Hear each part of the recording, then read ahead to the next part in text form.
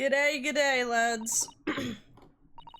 Apparently I was still in the game. I clicked it. I clicked the game forward. Hi, Aylin. No offense. Oh, no, it finishes at 8, doesn't it? It finishes at 8 on a Tuesday. So you got home lickety-split from sewing. I wasn't anticipating seeing you straight off the bat. Hi, Balvorn. Hi, Austin. 7:30 Tuesday. Oh, okay. 8 Friday. Right, Fridays. Every time I hear that, my brain's like, no. Nothing's on a Friday. No one does anything on Friday. At least I certainly don't want to. Hi, Lily. I love you. Hope you're doing well. Definitely, like, retrospectively, I'm like, this afternoon, Lily, we just, like, straight into bowler skate. I don't really talk much about anything about my day or anything, but maybe it's better off that way. I mean, it's been pretty chill.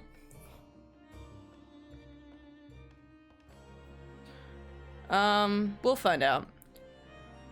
Illy. There we go. Alright, let's do this, guys. I am so determined. So we haven't got this trial done yet. I know I put in chapter 4, but we'll be starting chapter 4, okay? Yeah, we're, welcome back to, more of this. What are we even doing anymore? Ace Attorney, we are, I don't even know, what are we doing anymore? What are we doing? We are, there's a trial, and Drebber and Dr. Scythe were working together. They are working together because you know, let's just play it. I'm sure they'll do a big explanation at some point, but honestly, I can't recount it right now. I admit it, all of it. What? What are you doing? It's exactly as the Japanese man said. I was coerced into going along with this man's plot to murder the victim, on the condition that he kept my dirty secret from 10 years ago. No. Her dirty secret was that she fucked up killing a guy? That's all you need to know. Dr. Scythe, do you realize what you're saying, woman? It's all true. That day, she was the one who pulled the... When I arrived at the Crystal Tower and saw the bird cage, my heart nearly stopped beating. That memory from a decade ago that I'd done my best to bury deep in myself. It was the professor again, staring me in the face. And then, before I had the chance to react, I noticed something else. It was a note, tucked inside the model's jacket. Praising orb. Headpads for Aylin. You're doing great, Aylin! Dinner time. Yeah! Get that food. Dr. Scythe, please go along with my plans. Where's orb? Or his orb. From someone who knows the truth from what really happened that night 10 years ago. Praise orb. Hello, everybody. I hope you're having a lovely day. And remember to wash your dishes, okay? Alright, bye. Thanks, orb. Put orb here. Okay. All the instructions were there in the note. Every detail was meticulously written out. I had no choice but to do what it said. I made the necessary alterations to the scene and fabricated the autopsy report as instructed. There was really no other choice. It had to be done to protect the judiciary. I can only apologize now. So she was thinking about the ramifications it would have on the larger court people. Just go with me here. Why on earth would you buckle now? Well, there's no point trying to hide it anymore, is there? I would have done anything to stop it coming out, even collaborate in a murder. But the great lie about that execution 10 years ago has been exposed.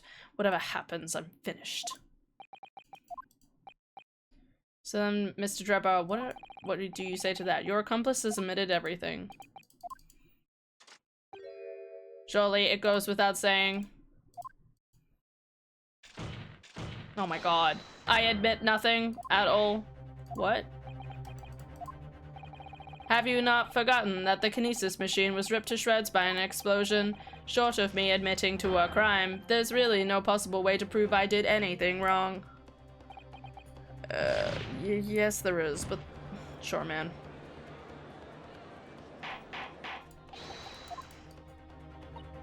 Whatever this man says, I admit everything. He threatened to expose my secret, so I went along with his plan. And Lord Van Zeeks.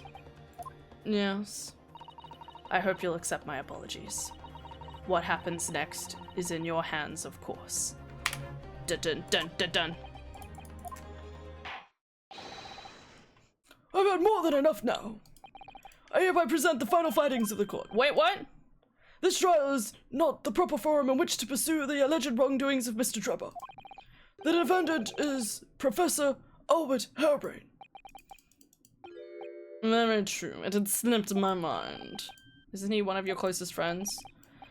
As the court has heard, Dr. Scythe has admitted to the allegations brought by the defense, thereby absolving the defendant of any possible guilt. You mean? At the present time, it is the conclusion of the court the defendant was not guilty in any wrongdoing. Does the prosecution have any objections? None, my lord. Oh, okay.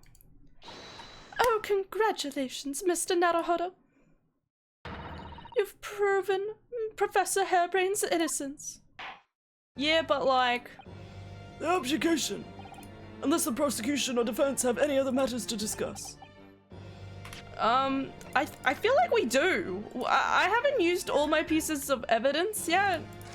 I want to keep going.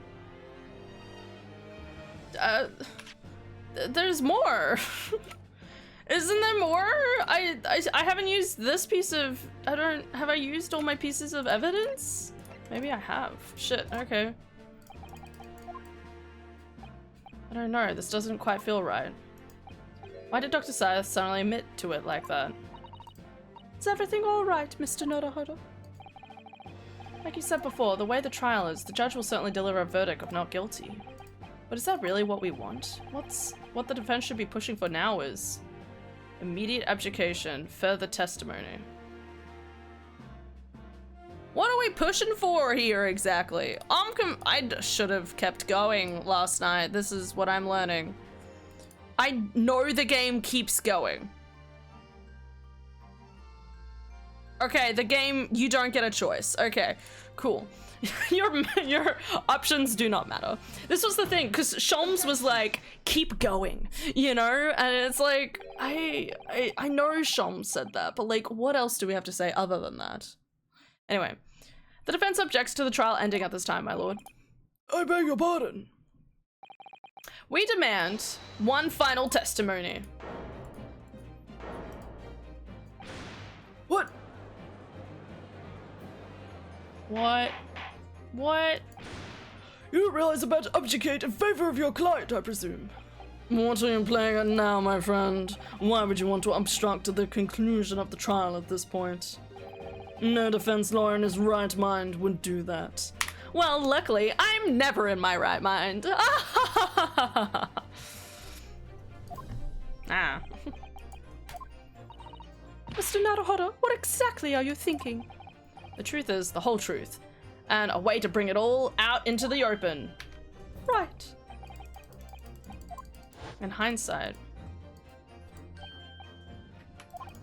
if in the course of this trial you perceive even a shadow of doubt from the truth, don't let it out of your sight. To the bitter end, you understand. I do find it really funny that he says something like that. Like, yeah, I'm sure Mr. Sholmes knew. Like, he knew the whole case already. Must have deduced that this would happen. How would he know that? To secure an acquittal. Obviously. But that's not all. I believe I have a duty to the court to pursue the whole truth of the case until every last detail is laid bare. And that is why the defense calls for further testimony from Dr. Scythe. Testimony from me, what about? about the nature of your collaboration with Mr. Enoch Drebber. Huh. In case it's escaped your attention, I've already admitted to everything I did. The whole truth has already been revealed. So stop wasting everyone's time. As his lordship made very plain, your client will get the acquittal you want for him. There's simply no point protracting this business further with another tedious cross-examination. Yes, my man! No reaction. Pray forgive my careless handling of that hallowed bottle. I slipped. That's what you call it? The prosecution also calls for supplementary testimony from the witness. Let's fucking go. Van Zeeks wants answers, and so do we. Hydrate. One for the road. Yes, sir. Don't be stupid. I will be stupid. If there is more to this case than has yet come to light, and then I will join my friend in pursuing the facts until the bitter end. You what?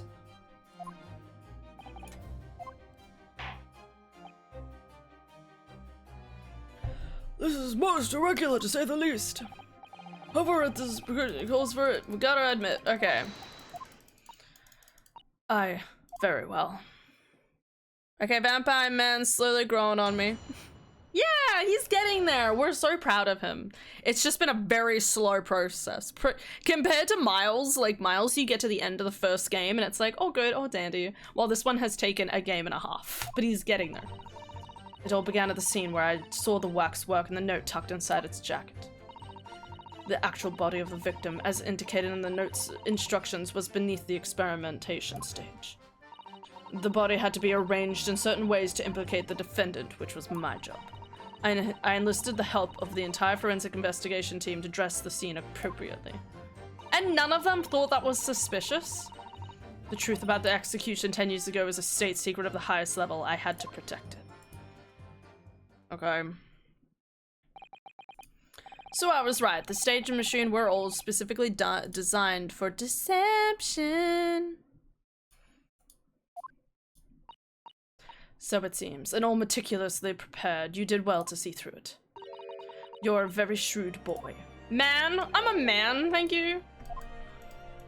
He's a full-grown guy. And what about this autopsy report? All I did was record the location of the body as being in the Crystal Tower instead of under the stage. That's all. That's a terrible corruption. Only my team were aware of the deceit, and then only under my explicit instruction. Nobody else at Scotland Yard knew anything about it, I assure you.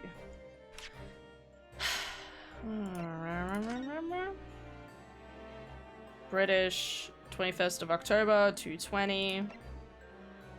Hemorrhage of a wound to the chest. Oh yeah, what about the stabbing? We never explained who stabbed the body, did we? Did we? I don't think we did. Oh, maybe she did it. Because if the guy who died, Addie Osman, might have been the professor? She might have wanted to stab him to kind of be like, I wish Vamp Boy would insert innuendo. Come on, Lily, you got this. You can think of something. I'll wait. I believe.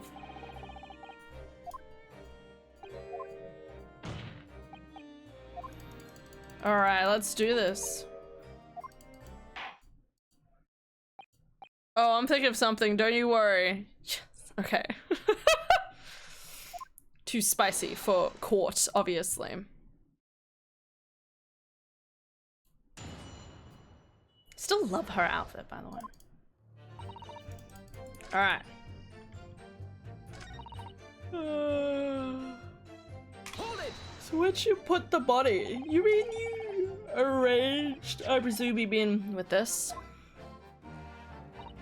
Yes, the instructions in the engineer's notes said something along the lines of fabricate some evidence to make it clear that Hairbrain alone could have killed Asman.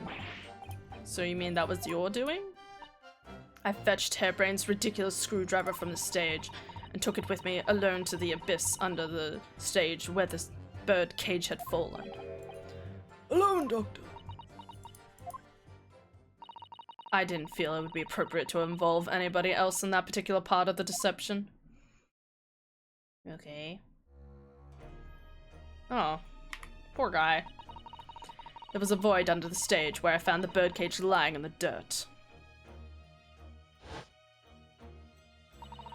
I approached it, leaned down, and slowly opened it. And then I took the screwdriver in both hands and plunged it into the man's chest. That's really fucked up. What if he was still alive? And then you noted that in your fake autopsy report as a fictitious cause of death. Exactly. So the actual cause of death was the trauma resulting from the 30-foot drop? Or was it? My word. Something about Dr. Seth's last statement is playing on my mind, that's all.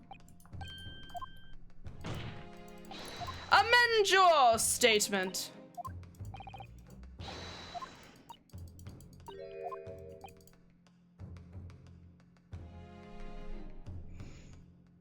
Fuck if I know. Wait, can I go back? Did it say something? There was a void under the stage where I found the birdcage lying in the dirt. I approached it, leaned down, and slowly opened it up. Then I took the screwdriver in both hands and plunged it into the man's chest. Okay. What did the... Well, I guess it doesn't matter what the autopsy says, but...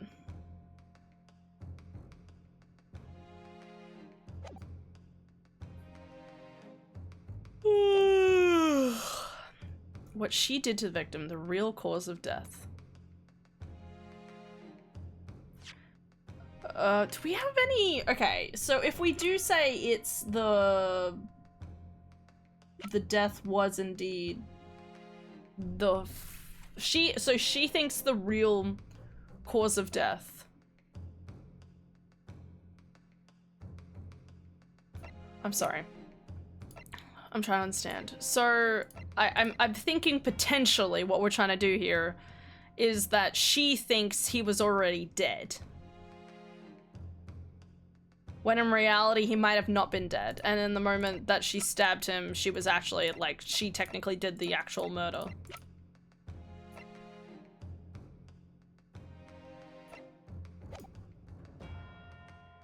I don't know which one it is. Pardon.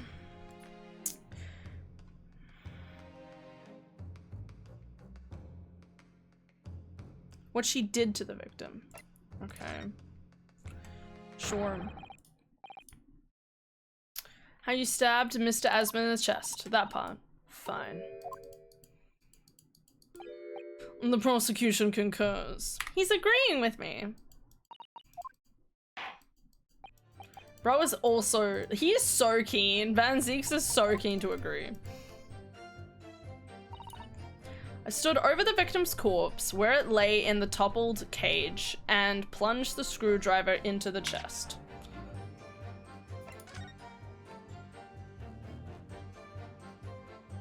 Is it going to be the side that she stabbed him on? I mean, it is very strange that it looks like she stabbed him quite low, you could argue. What side of his chest? I think it said present the photograph of the victim. Okay, fucking sure, okay. I'm like vaguely close, but my like reasoning doesn't quite match up with whatever the fuck I'm being told to do. So it's like, even though I went and looked at this and was like, that's, I don't know, like, because she said the chest, I guess, and maybe this is closer to the titty. No one explains these things to me. What is closer to the titty? I don't know how, like, he's still stabbed in the chest. That's my point.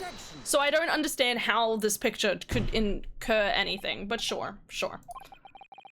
got a nasty feeling about this. That this inconsistency points to an extremely uncomfortable truth. What is the matter, Counsel? Dr. Scythe, in that last statement of yours, there's just one point that seemed to defy explanation. Out with it, my friend. There's an obvious inconsistency between your description and this photograph. Didn't she take this photograph? This photograph could equally be as wrong. Which follows the victim in the birdcage, following the events that led to his death. Objection! The court has already examined the photo in depth. There's nothing more that could be added. We've already considered it, that's true. But we now know the facts to be different. What do you mean? What do you mean? Do that in a second. I believe we should let the explain. I want to understand what the fuck we're talking about because Danny I don't. Credit 3 cheered. X1. I don't know. Hi, Danny. Thank you for the 1 bit. I will dance promptly. Give me a second. Ugh. Ugh. Yeah.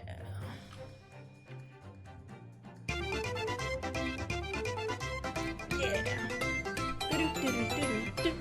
Yeah. I wasn't holding it properly, but that's fine. That's my best job right now. Oh, man. Getting old. And why is that significant, Counsel? I have no idea. The victim was stabbed once before the kinesis machine was set in motion. That's entirely expected. Oh, of course. No, that's not what happened. Sorry, what? If you look at the blood stain on the victim's chest, it clearly extends in a downward direction towards the man's feet. Oh, we're talking about the blood dribble. Okay. Listen, sure, I guess? Again, wouldn't really have thought of that. Exactly, my lord. Dr. Scythe made it very clear in her testimony just now that the point at which she stole Professor Harebrain's screwdriver and stabbed the victim was after the grand deception was set in motion, when the birdcage had fallen below the stage out of sight. From the shape of it, it's clear that the birdcage would have fallen on its side after the 30-foot drop. And a victim had really been stabbed whilst inside the birdcage in that position. The blood from the wound would have spread out equally in all directions. Yeah, okay, because it's a man. I don't know why, I feel like it would still drip down. Like, I still feel like it would have dribbled down in some way. For it to have performed the longitude appearance we see in the picture is inconceivable. Sure.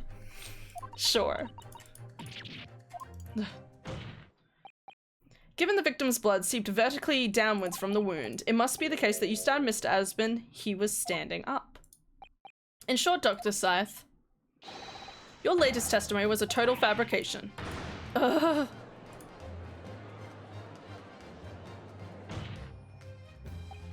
I knew it, I was right. Now I've identified the contradiction. There's only one way to explain the facts. We've all been under a great misapprehension here. What?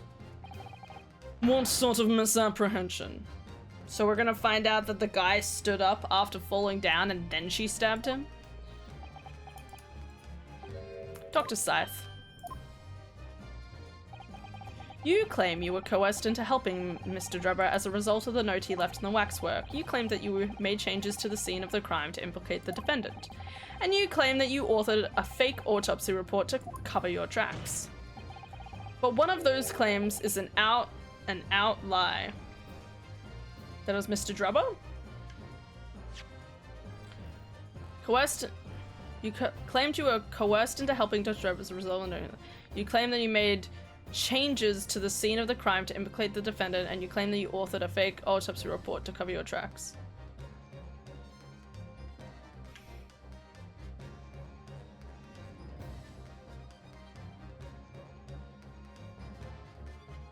So one of these is a lie. I think this one...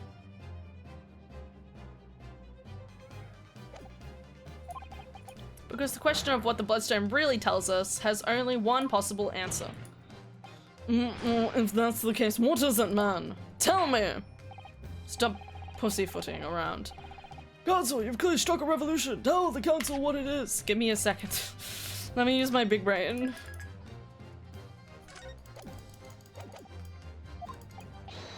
Which part of Dr. Scythe's story is shown to be a lie by contradicting how she was coerced, the stabbing of the victim, the autopsy report? I feel like how she was coerced, because I get the impression that she just stabbed him out of her own volition because he was still alive. How she was coerced? Dr. Scythe, clearly you weren't really coerced by some letter at all. What? If you were, where is the note? It's nowhere to be seen. Huh, that's as may be. So why don't you present it to the court if the assertion vexes you? Obviously, I've already disposed of it, and I'm not vexed in the slightest. Okay, I was wrong. Damn, okay, I thought that would make sense. That's fine.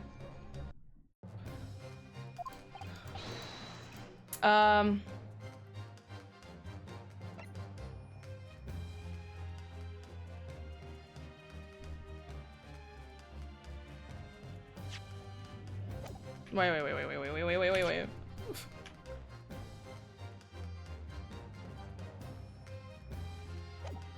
Let's say the autopsy report then.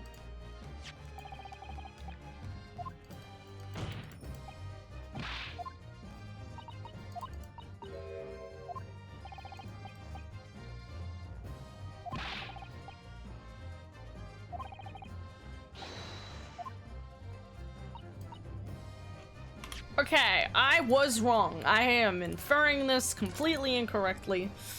Oh, God. Sometimes I feel so smart, and then other times I'm just sitting there like, what? The answer is very simple if you consider the sequence of events. If the victim was stabbed, the blood from the wound seeped downwards as it did. We can be sure that the victim must have been either sitting or standing upright at the time. But as you rightly pointed out, the birdcage would have fallen on its side when it fell beneath the stage. Yes, it would, which tells us that the victim must have been in that position of his own accord. That's impossible. The man was dead, remember? No, that is the misapprehension. Yeah, let's go. Shock 'em all. Okay. When the birdcage fell from the stage into the void below, it must have hit the ground with considerable force. Poor guy. But Mr. Asman didn't die in the fall. Oh shit. He probably lost consciousness for a while, but when he came round, he got to his feet to climb out of the cage. Just as Dr. Scythe appeared. This makes more sense in her stabbing motion too. Because she was talking about how she did, like, grabbed it in two hands and went down like this, but wouldn't you have done it like, I don't know, it would look a little different. If the victim was in fact alive at that point in time, it changes everything.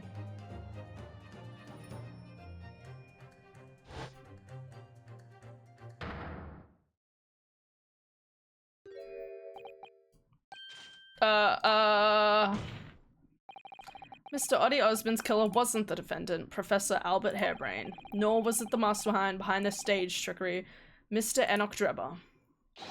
It was you, Dr. Courtney Scythe. This was not the change I was expecting.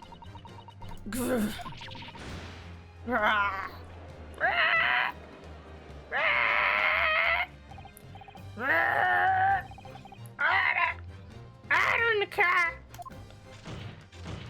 Can this possibly be true? Have you been taking me for a fool? It was you, was it? You killed him? Oh shit. You hoped that by admitting to being an accomplice in Mr. Drebber's scheme, the trial would end before you were accused of a far worse crime. Cold-blooded murder. Oh, do shut up. You're so desperate now. You're making all this up as if I would do something like that. I assure you the defense is not desperate, Doctor. Naruhodo has established the facts using evidence and logic. Ha, logic. Don't make me laugh, Jagran. No, sadly, your logic has a gaping hole in it. What? I'd have thought it was obvious. A motive, boy. You're lacking a motive. What possible reason would I have to kill Mr. Asman? Asman was involved in any number of criminal activities, from coercion to theft to murder, but there's no known connection to Dr. Scythe there. Yep. I'm rather relieved to say it does seem rather far-fetched. There's no obvious motive. I'm sure I've seen something that hints at why the coroner might have done this. Okay. Sip. Pardon. Yeah, I might have tampered with the crime scene and concocted a fake report, but murdering someone for no reason is a very different story. No, when you questioned what possible reason you could have for wanting to kill Mr. Asman, something did come to mind. What? Okay. We saw it yesterday, didn't we? Something that seems strange, but we had no reason to suspect it at the time. Hold up. How the head?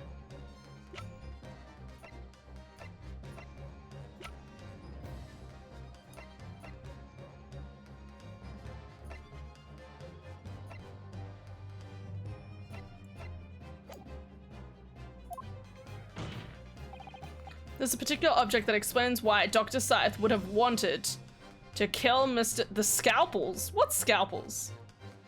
Oh, oh yeah, the scalpels, the embezzlement. I want to say the Iron Mask, but I also kind of want to say the scalpels, because even though we don't have physical proof of it. We don't have physical proof. We just know that it was in a ledger. I want to say the scalpels. I wanted to say the Iron Mask, though. The Iron Mask is more dramatic. Let's see. There's those scalpels. It would appear that the word has struck a chord, Doctor. You, come on, out with it. It was yesterday, when we visited your laboratory. Look at this big, thick book here.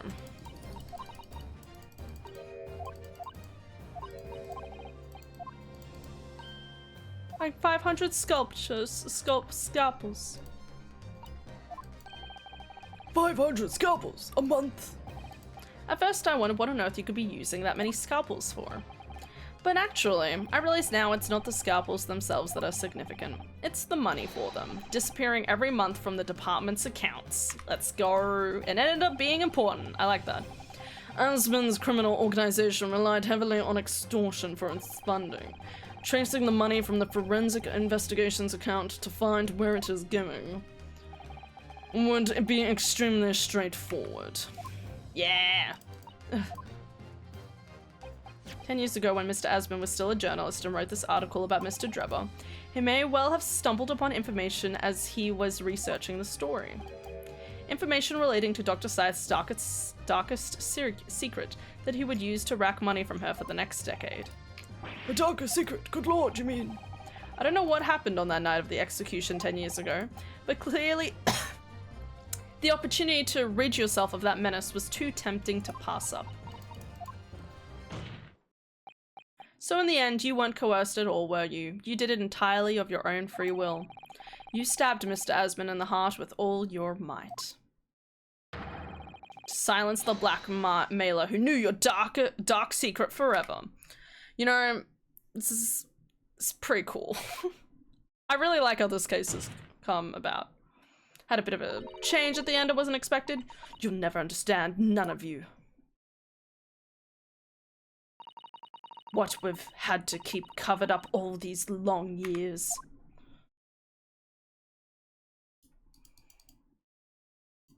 We did it. We did it. Do do do do do do do do do do do do. Sleepy, sleepy. But yeah, it's actually interesting that Drebber probably wasn't trying to kill the guy, which is so interesting. Like, retrospectively.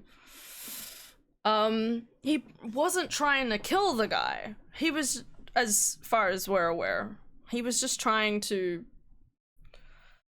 like, do the fraud stuff and then go from there. As very little of the machine remains after it was ripped apart by the bomb, the truth of this case can never be properly established unless you speak out. And if you decide not to, it's very possible that Courtney Scythe will escape punishment for her crimes. Please, sir, own up to what you've done and tell the court the truth about what happened. Illy, good morning, Cameron. Spur wrinkle positively. Hope you're having a good day.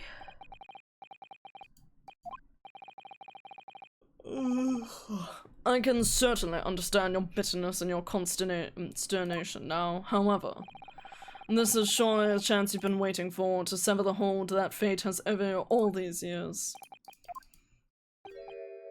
Super high voltage instantaneous kinesis. I mean, really.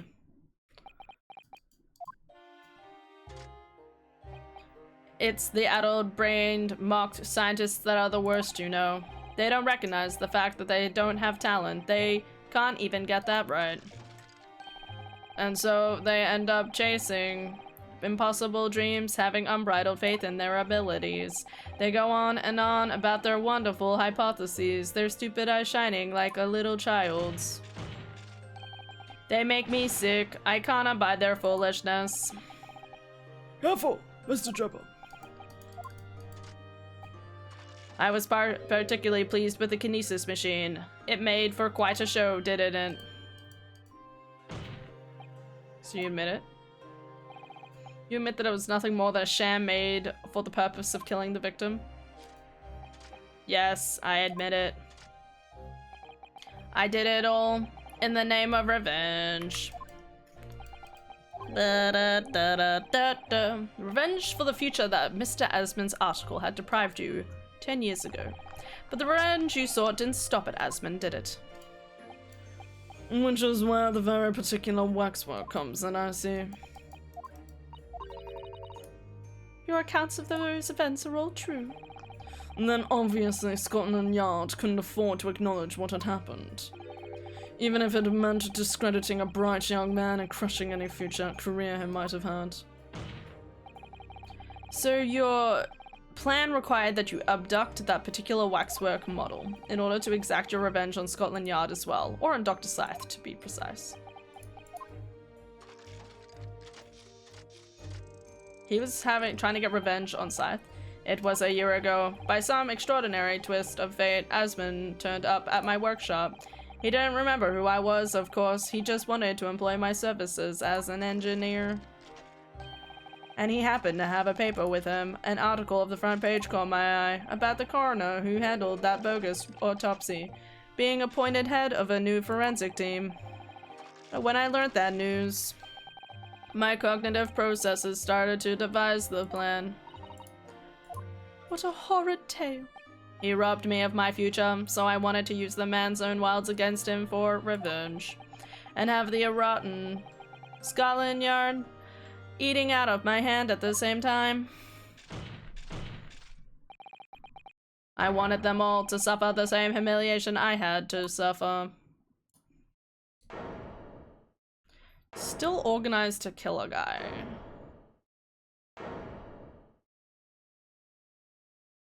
Where's Dr. Scythe? Has she already been taken off course? Your actions against those who'd ruin your future were justified as revenge, at least to yourself. Certainly no one has the right to destroy another's prospects, especially for purely selfish gain. And yet, in carrying out your plan, you did exactly that to someone else, didn't you? Did I? Professor Hairbrain's only crime was passion for his hypothesis, but you had no compunction about sacrificing his future to effect your revenge. You knew that he would be forever branded a failure and a fraud. Perhaps life treated you unfairly 10 years ago, and others' misconduct left your life in tatters. But remember this, your own actions resulted in exactly the same thing for another perfectly innocent young man. Yeah. I.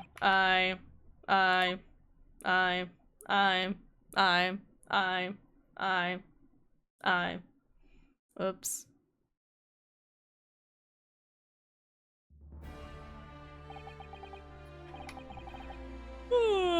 Lord 6, what of Dr. Scythe? He's fine. An immediate warrant for her arrest has been granted, and she's been remanded in custody, my lord. I presume she will face court in the coming days, along with Mr. Drebber. A most regrettable situation indeed. She made great contributions to our profession over the years. It really is a hard truth to swallow. However, that is a topic for a future occasion. Yes, sir? Seems there was a great deal more to your experiment than you realized. However, then we can assume that all the sordid details have been brought to light. I'm pleased to say you are absolved of all guilt. This whole experience has taught me a very great but painful lesson. I've been, this dedicated scientist, this devotee of natural philosophy. I've been selfish and self-centered, and above all else, a fool. Professor?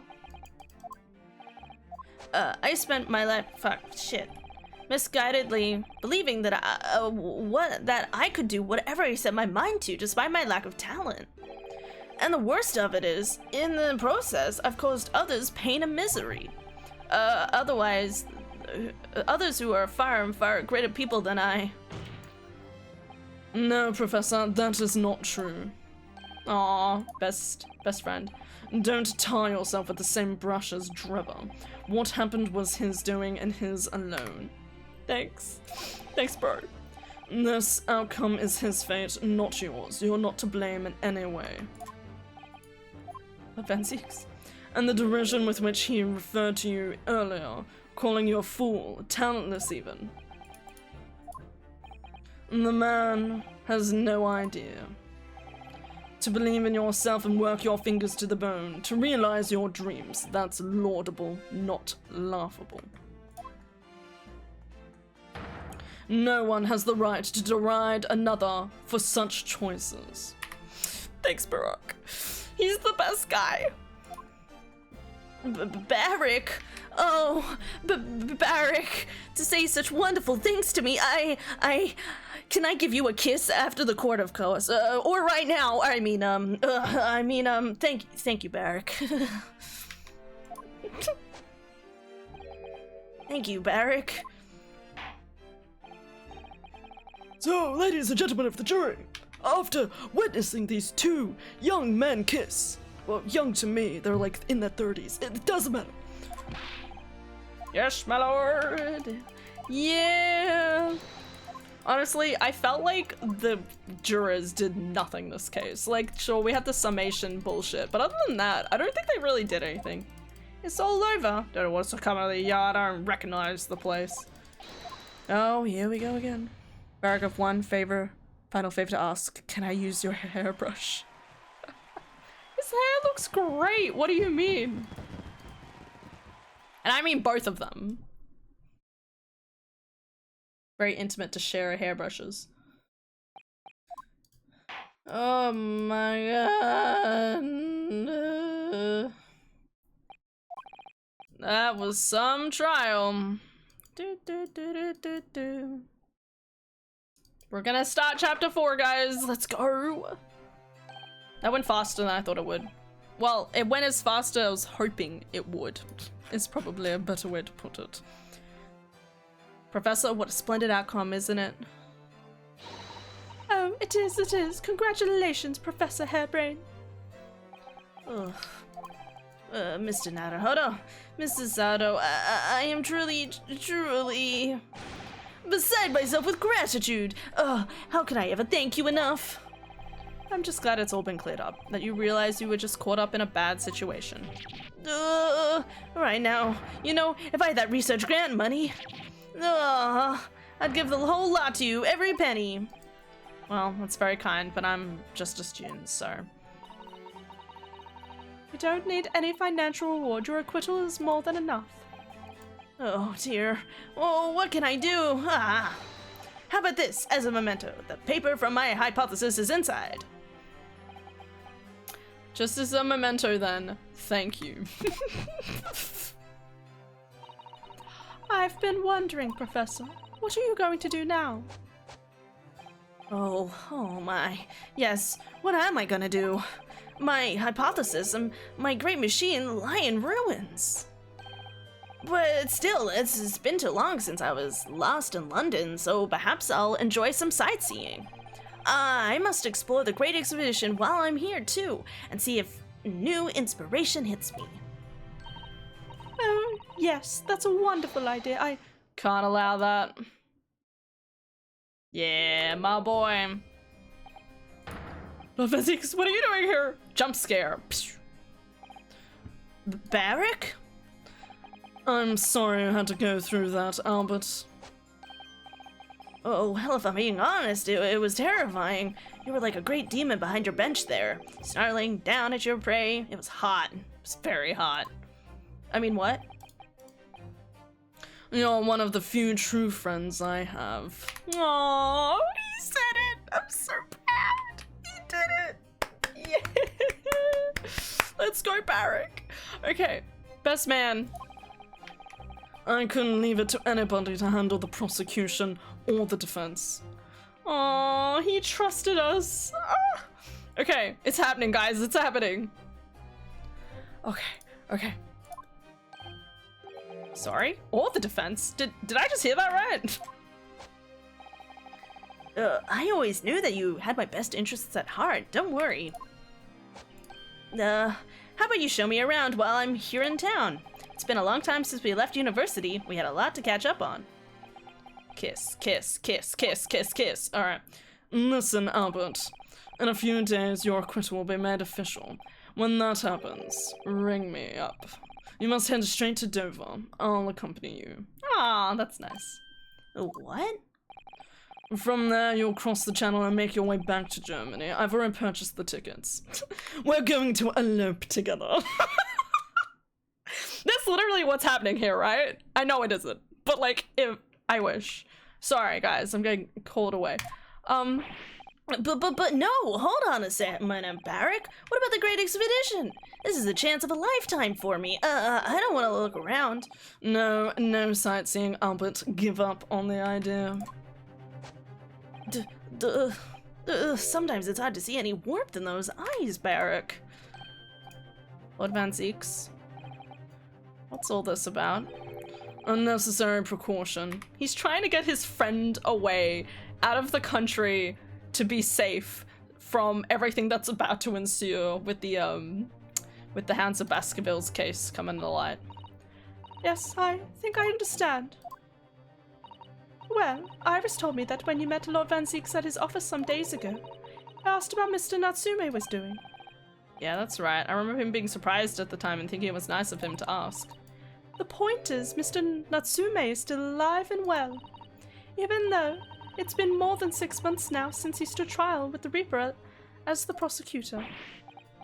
Oh, you mean the Reaper's influence doesn't stretch overseas? Come on, guys. Those in the Reaper's sights meet their end days or sometimes months after their acquittal. Natsume dies. That's been the pattern up till now. My dummy.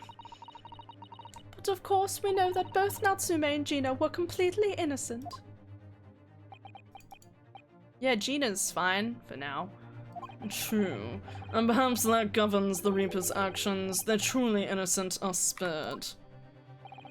But I don't want to take any chances with a close personal friend. Aww. Barrack. Like that mustached man. This man shouldn't leave the country without delay. That's why I'm packing him off to Germany at once. That's so funny. I'm just saying, that's also really extreme of a friend to do. Like, it's actually insane to be like, imagine you see your friend for the first time in like ages, right? And you just go up to and like, you defend them in court, and then you're just like, I need to send you to Tasmania. And you'd sit there and be like, I'm sorry, I just arrived in Melbourne. What do you mean? And they're like, no, you're not safe here. I'm sending you to Tasmania, New Zealand even. The further the better. And they're like, why? You'll be glad to hear that there are 245 results for Hairbrain on AO3. Most of them are shipping with Von Zeeks, and one in specific is the trip to Dover you just made a joke about. Oh my god. Yeah, of course there is. Of course there is. It's a very odd pairing though. Damn, never thought I'd see you playing Banjo a Toonie. That's a really good one. That's such a good one. Banjo a Toonie. Oh, okay. Crazy that you thought that Tasmania would be a safer option. The point is just somewhere over the sea. Okay, whatever's closest. Right. Does your friend-shaped package say any say in it? Goodness, was this your intention all along then, Lord Van Zeeks? In court, where people think of him as the Reaper, this man seems absolutely merciless, and yet sometimes I feel as though I don't understand him at all. He's so pretty. It's time to go, Albert. Back to prison for the time being. Yeah, alright then. Well then, Mr. Naruhodo, thank you so much for everything. Not at all, Professor. It was a pleasure getting to know you. I'm gonna really miss doing his voice. It was so much fun. Best wishes, Professor Hairbrain. Well, once the dust has settled, you must come and visit me in Germany. Anyway, goodbye for now. Jana! Gonna miss you, buddy. Hey, gorgeous. Now, my friend. Yeah? We have matters to discuss. Can you spare me some time? Any day. I'll be waiting in the courtroom in 10 minutes. Oh my god. It's a rendezvous. Let's go. Oh my god. That was strange. For some reason, I didn't get the sense of impending doom as he walked away this time. Yes! He's becoming a friend! And its sequel, Nuts and Patent Laws.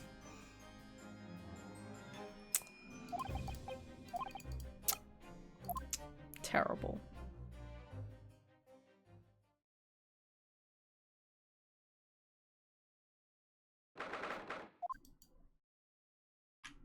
I like how this figurine is still here. Are you satisfied you gave the guileless scientist from a great injustice? Yes, I think so. I'm relieved at least. That the man's innocence could be proven. Anyway, I imagine you've been wondering where my animosity towards you Nepalese comes from.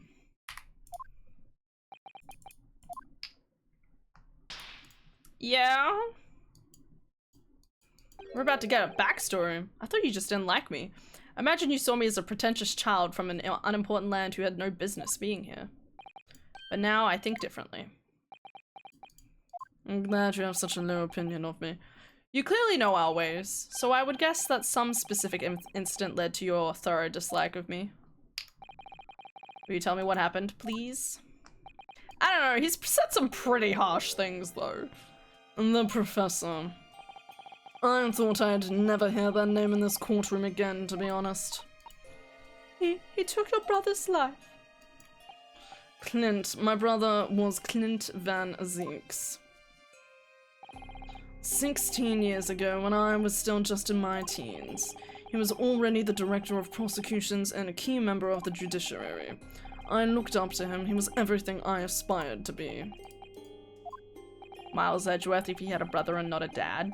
He was involved in the establishment of justice systems in foreign countries as well. There were exchange programs between Britain and other nations too, to share knowledge and ideas, like Makota Bus, Miss San. It's happening. Sorry, guys. You're right, wasn't as good as the first game. The first game's pretty good. As part of those programs, 3 judicial students came to Britain from your homeland, the Empire of Japan. Oh, if it was 16 years ago then, one of them could have been my father. Of course, I remember Dr. Makotaba well. I had no idea. I was a minor at the time, training at the prosecutor's office.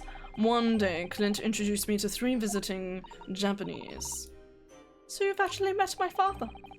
He and his colleagues were polite and amicable. They were adept at their work and exacting in their standards. It was my first encounter with the Japanese spirit, and it made a great impression upon me. But 6 years later, that's when it happened. The investigation was going nowhere. There were no suspects even, just an ever-growing list of victims. And in the end, I thought they said there was only 5 victims. And in the end, my brother became one of them, the last in fact, before the case was finally resolved. I'm sorry, Lord Van Zieks, truly. Clint was always ready to put his life on the line for justice anyway. But he wouldn't have done it in any other way. He lost his life to the killer, but it was his victory in the end.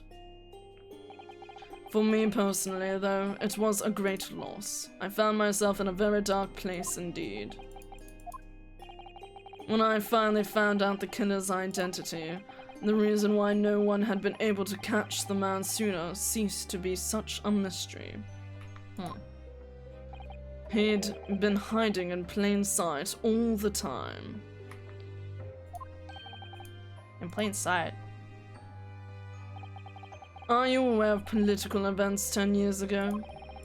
It was a period of extremely sensitive diplomacy between the British and Japanese empires. A new treaty was being forged, I think. Correct. The Anglo-Japanese Treaty of Friendship and Navigations was being concluded. It's a lot of talking. Okay. The leaders of both countries were deep in extensive political discussions, which is why this particular killer's appearance in court was conducted as a closed trial.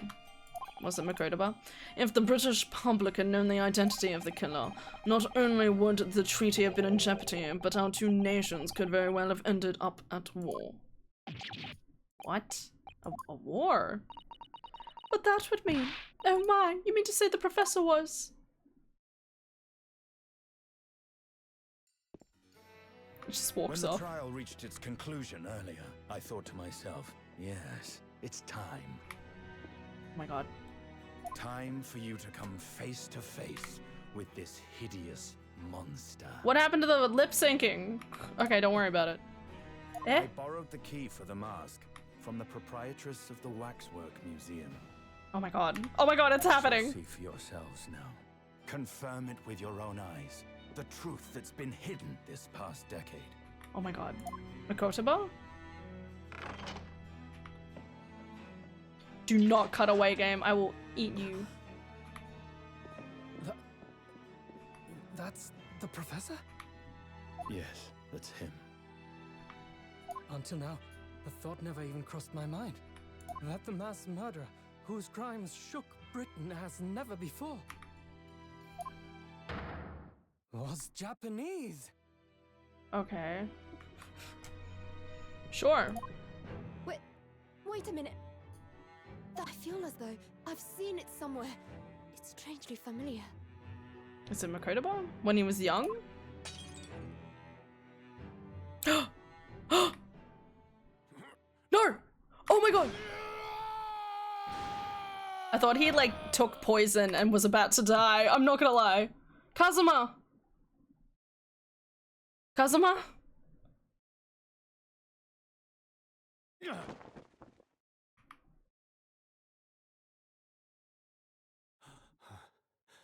Father. Father? Kazuma's Father? dad? Okay, so we don't know this guy. I don't think we've seen him.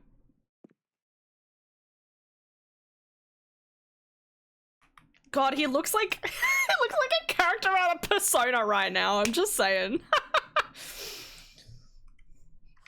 Do I have music up? Do I have the Persona music up? Fuck, I don't. Yes, my man. Let's go. My best Where's friend, Kazuma Asogi.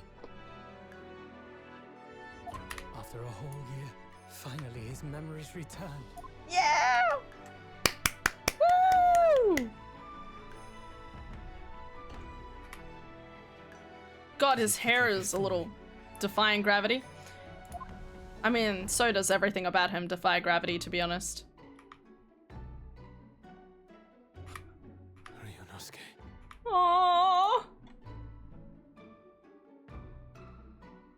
Aww. Hello again. My friend. Tomodachi-san. Kazuma-sama. Judicial Assistant Mikotoba. Not even Susato.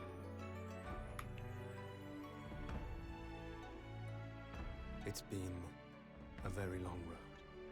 Thank you. Sorry, I'm taking so many screenshots. Thank you for guiding my friend here when I could not. Aww. It was an honor. Aww.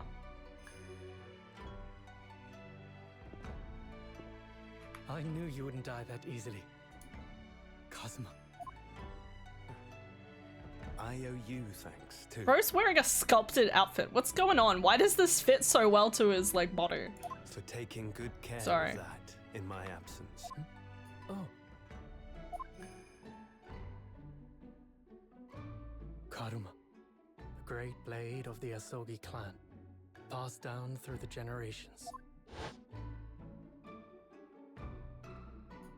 When we left Japan, this sword was at my friend's side. A Japanese man's katana is his soul, and he couldn't be parted from it. But then, when the incident happened, it was Susato-san's wish that I inherit the sword, and I've kept it with me ever since, along with my memories of the friendship we shared. So wait, are we saying that his memories were stored in the sword? With this by my side, I always felt that you were watching over me somehow. Cute. Kiss. It's time for the kiss. Let's go. Damn. Love the pattern on the back. What? That piece of clothing at this time in the world I've made would have been so expensive. Last. Embroidered gold? Father. Sorry. Very distracted. Are you saying... Surely not. You mean, you knew all this time? I'm looking at it. But I still can't believe it. This mass murderer is Kazuma's father.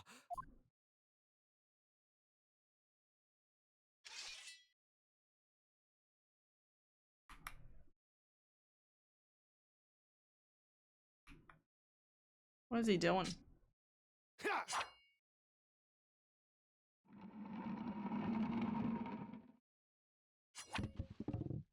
He's a cool guy.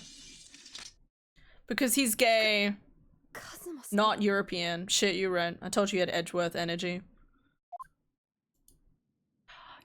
Yeah, okay, that's fair. We have much to talk about, but now is not the time. God, why has he gotta be edgy all of the time, though? Give me a big smile. We'll get I'll some be tea. seeing you. Jana! What just happened? Oh, he just walked out. Put your mask That's back on. all Kazuma said. Before he Where'd turned and Barak left us go? there in the courtroom. So I imagine he still has his moon. Also, I've just read he's got a worthy blade. Fucking puns. Nice. Wait, I think they did say that the meaning of the sword was... No. They might have said it at the beginning. I can't remember. So here's the after image of the man who took my brother's life, is he? I guess it's time to kill that man. Yes, Kazumaya Esogi, my best friend. 3 months ago when Lord Strongheart introduced us. I had an inkling there would be something there, some connection. But why did Strongheart do that? Why did he make Kazuma Lord Van Zeek's apprentice when he was suffering amnesia too? The man was apprehended, even executed, but his legacy just won't die. That's the sad truth. Anyway, that's all I had to say. Thank you for meeting me as I asked. I love you. Make it clear. Bye! Jenna! 10 years ago, my grandmother took me to the railway station. We were there to meet my father from the train, for me. It was the first time I'd ever seen him. Poor Sasato, all this tied up with painful memories for her too. She never talks about this with me before though. It took some time to adjust to having father around, but just when I was starting to get used to it, he called me into his study one day. He told me that a great friend of his had passed away in London, and that the friend had left behind a son. A boy, 7 years my senior. Oh, so he has dual citizenship. Let's go! Yeah, winning! But who's the mother? Father told me the boy had made a promise to his late father. So he was studying to become a defense lawyer. I wanted to help, so I studied to become a qualified judicial assistant. Damn, their history goes back way further than I would have anticipated. As I'm sure you've worked out, that young man's name was Kazuma Osogi. As you see, that's how he and I met. For a brief moment, my great friend had returned, only to disappear again all too soon. You can chase out the door after But him, in that mate. No one's fleeting keeping you encounter, tied to that bench. Something stirred. Something that had been dormant for a long time. As if great wheels had been set in motion. I could almost hear them creaking into life. In some ways, it was the end of a chapter. But in many, it was Literally. the start of a new one. Yeah, literally. Ba-dun-dun. Okay. Chapter 4, finally. I like how we finished the case like 20 minutes ago. The actual case itself. Yeah, we did it. Yes, please save my progress. Save me from all the progress. Yeah! Twisted Karma and his last bow. It was indeed a most bizarre incident born of a curious advertisement and a commonplace killing at the edge of town. God, I don't know where the fuck this is gonna go. I also don't like the fact that this final chapter card is like just writing all black resolve of Ryunosuke Naruhodo, which really just makes me think that something real bad's about to happen. Because all these other ones are like, oh yes, that's a bit of fun now, isn't it? Well, this one's kind of like, what do you mean last bound? Who's last bound? You know? I just feel like we're gonna have like 5 people die all in one chapter, which, by the way, would be super fucking cool. I'm just saying. I would love to see, like, get this far in the game and just be like, Sholmes is dead, Kazuma's dead, Barak von Zeeks is all dead, like 3 major big players all die in mysterious circumstances, and we're like sitting there mourning, but we have to pick up the pieces left behind. That would be crazy, but I know they won't do it, because this is still technically a kid's game, I think? I don't know. It's a weird rating. Anyway, I'm gonna go to the toilet. I'll be back.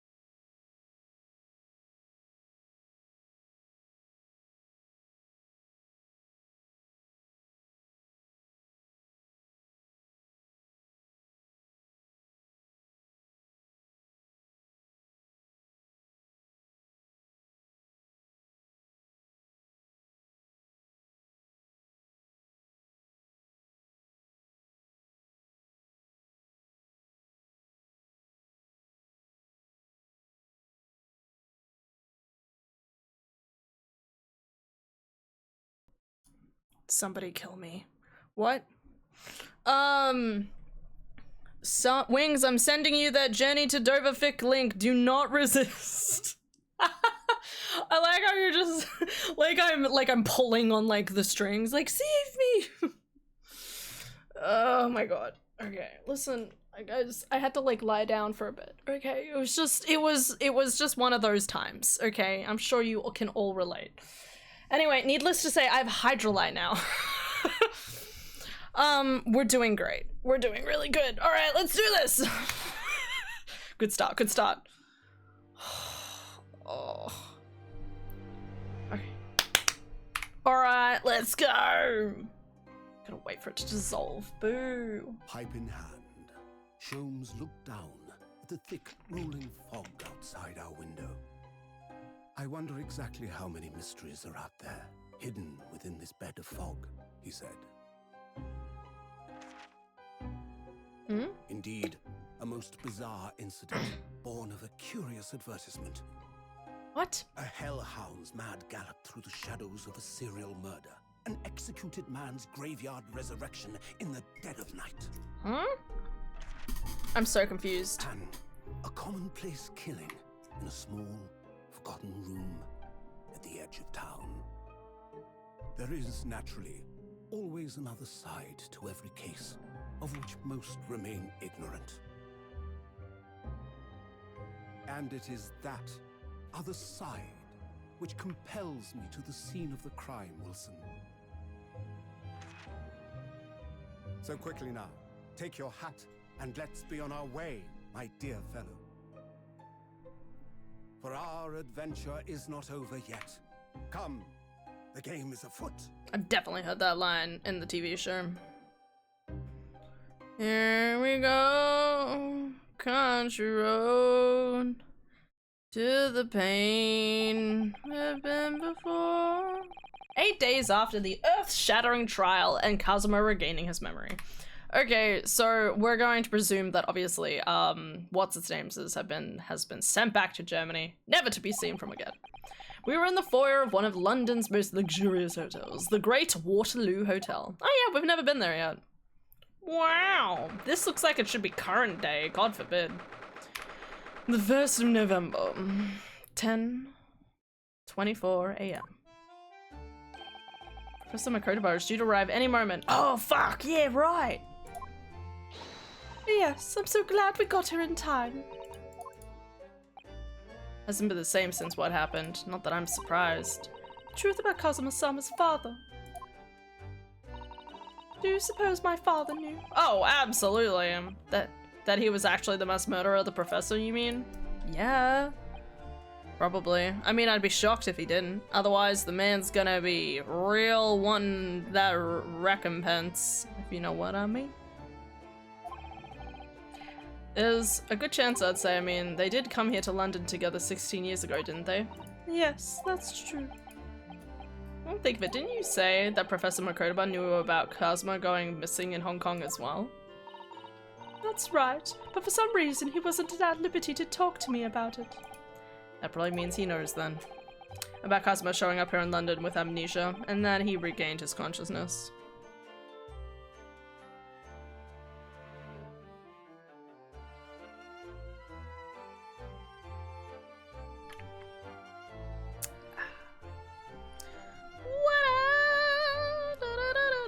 I'm sorry, I'm looking at my phone.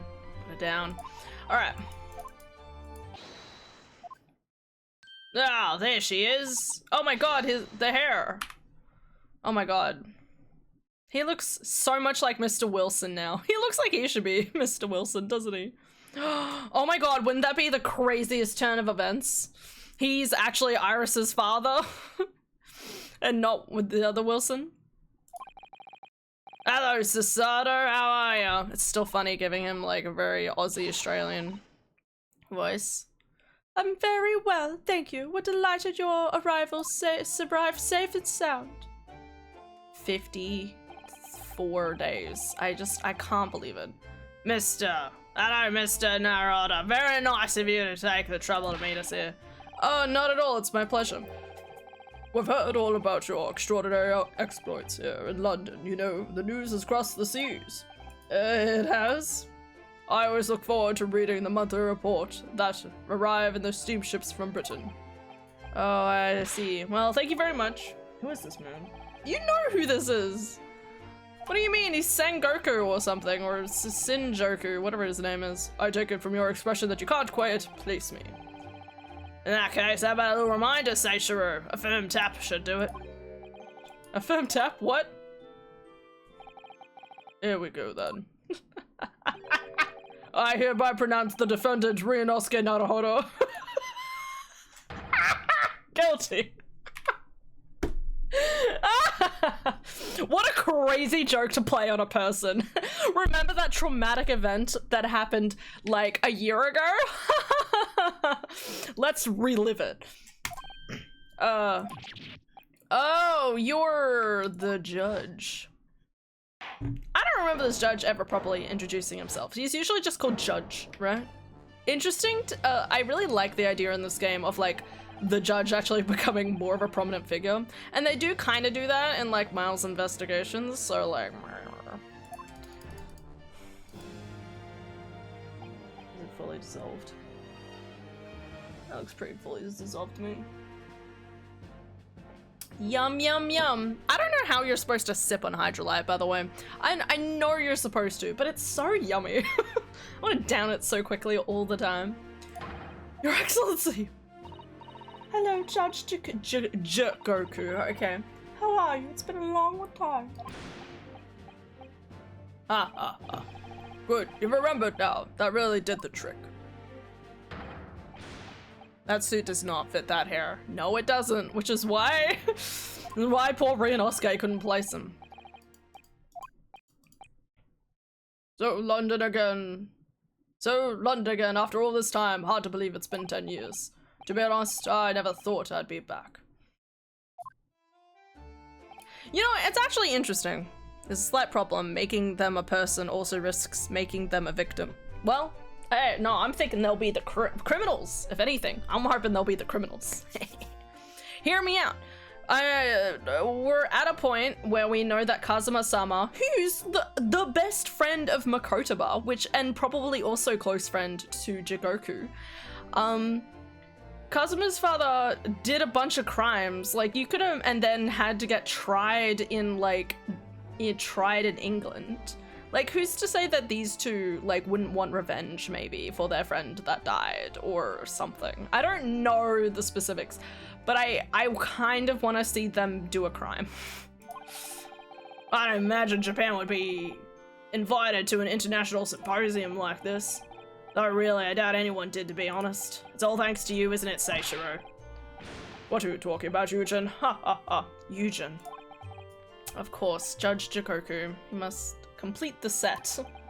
He's the other man that went to London. Well, all those passport checks and luggage searches and the border took rather a lot of time. Must say I'm quite envious of your ministerial status. Didn't have to go through any of that, did you? Oh, I knew you were jealous. Ha ha ha. Sorry, ministerial status? Yeah, didn't you know? Seishiro here is also Japan's Minister of Foreign Affairs. Really? Interesting. It was his personal insistence. I don't like the way he twisted though. That allowed you to take Kazuma's place here on the study tour. Hey, thanks, Jigoku. Guilty as charged. Oh, well, thank you very much. You're really every bit as important as he looks. Ah, yes. Naruhodo. I received a telegram from Lord Strongheart yesterday. It appears that some things came to light in a trial that you were involved in 8 years ago. Strongheart just be like talking to these lads, chatting them up. I really, guys, again, if I was going to have a like preference, Strongheart ends up dead, murdered by these two, okay? It would just be such a big scandal. It'd be so fascinating, you know?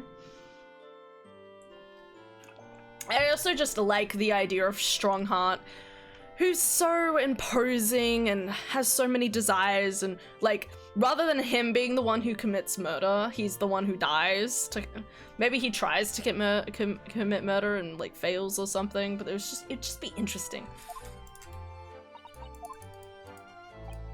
Yeah, could you tell us more about it? Okay.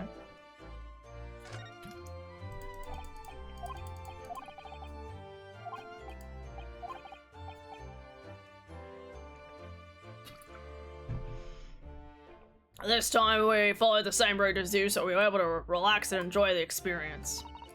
Ah, yeah. So you stopped in France's beautiful capital, Paris. We did, yeah, though only for one night. And yesterday evening we came to the port of Dunkirk for Dover. Just in time for the symposium, and in fact, it starts tomorrow. It's wonderful you were invited to attend such an important international event. I'm quite proud of you, Father. It's thanks to Sasha here. 16 years ago, he managed to ingratiate himself with Britain's Attorney General. Strongheart. I'm sure that's why he was here. I'm pretty sure that's Strongheart, at least. No, he wants to be Attorney General, so we haven't met the Attorney General yet. I'm sure that's why he was invited, and I suppose you could say I'm something of an appendage by default. Okay. Okay. Speak for yourself, Eugene. You were close friends with the Professor of Forensic Science at a major hospital. Ah, yes, the guy who's dead. Yeah, well, I'd rather not dredge all that up, really. No, there's been a lot of water under the bridge since then, but it doesn't bring him back. I thought they were talking about Wilson, but that's fine. The professor, the killer who took the lives of 5 members of the British aristocracy, was actually Kazuma's father, wasn't it? That's correct. Genshin Impact! The reveal! Genshin Impact? I remember that game. You knew, I presume, Father. Yeah, he was a close friend of mine at the time. Genshin came to Britain as a police detective. He was studying investigative techniques at Scotland Yard and never understood what drove the man to commit such heinous acts. It was a close trial, so the public never knew the truth, and he was executed with little ado. To this day, very few people know what really happened, even in our homeland. What about Kazuma? Does he know? Did he know the truth about his father? No, of course not. He was told his father passed from sickness. However, I suppose he may have had his doubts. Oh, why? As you know, I tried to guide Kazuma growing up as if he were my own son. Then one day he came to my office at the university and said, I'm not really your son. I've decided I want to travel to Great Britain and study there. Do you think he wanted to come here to investigate his father's death? I don't know. But when I looked into his eyes, I didn't know that there was no way I'd be able to stop him. I mean, there is a way to stop him, but that's fine. Something else came to light in that trial the other day. Ah, what? Having disappeared in Hong Kong and been missing for almost a year, Kazuma's since turned up here in London working as the apprentice of Lord Van Zeeks. What? What? That's news to us. So, Lord Strongheart's telegram neglected to mention that part then. That's very weird. Why would Strongheart hide the evidence of Kazuma being around? Though I can totally see Strongheart being like, oh, this is the professor's son. I don't want him to remember anything, so let's keep him in a place where I can keep an eye on him, but also keep him away from like anyone who knows him, basically. So they don't dredge up memories again. But they failed at that. Good job, Barrack. We both thought Kazuma had died on the steamship during our voyage. But he didn't die, he's alive, as you knew, didn't you, Father? In actual fact, no. What I did know is that when your ship docked in Hong Kong, he mysteriously vanished. So they didn't say he was dead or alive, they just said he vanished? We sent a team of investigators to Hong Kong to try to ascertain what happened, but to no avail. But he's still alive, and they're here in London, you say? I never dared even to dream it. Why on earth did the young man not make contact? The government and the police have been chasing clues fruitlessly for months now. Well, it seems that he was suffering from amnesia. What? Amnesia? When he first came across him here in London, he didn't know who either of us were. I see. He only regained his memory 8 days ago. But also, like, what's he been doing the last, like, 8 months? How come Adara's not home yet? She should be close by now. Wasn't there an Asogi in that coded message as well? No, that was Ori Kazuma Asogi. Yeah, so we know he's one of the people. Tobias. So we still have the Tobias theory of him dying as well. Giselle Brett, I think. Was it Giselle Brett?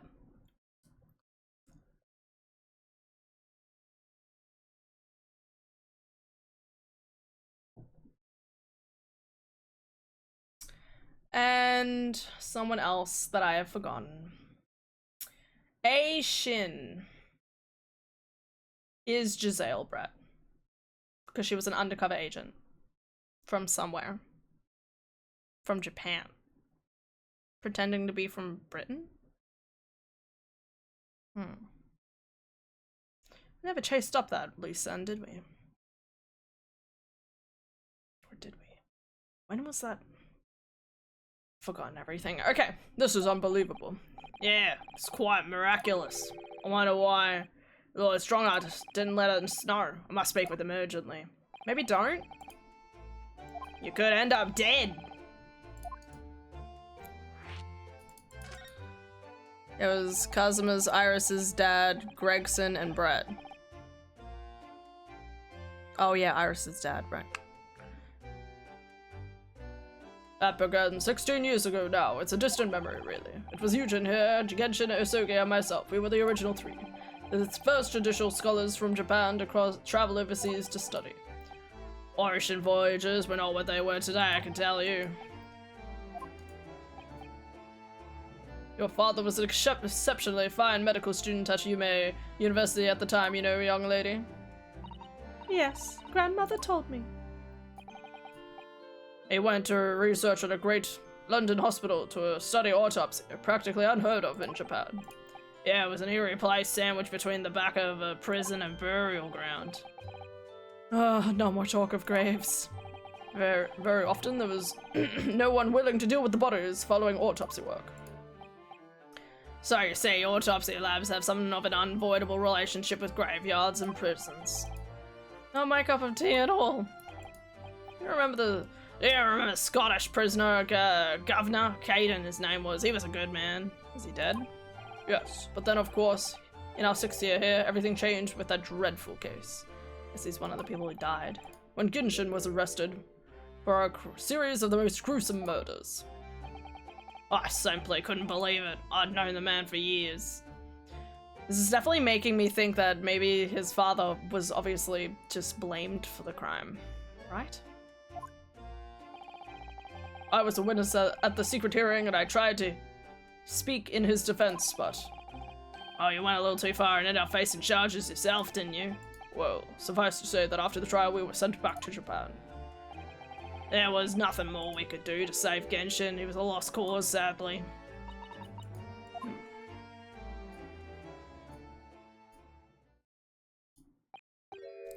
Well, if you'll excuse us now. Also, we didn't talk about who killed... Anyway, we'll get there. Yes, I'd like to get this trunk up to my room. Good luck.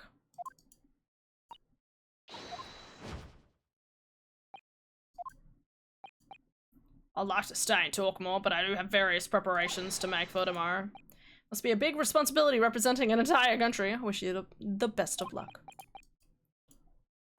Naruhodo, I hope you'll keep an eye on Sasato for me. Keep looking after her as you've obviously been doing, as I'm about to go die and or commit murder, so see you laters.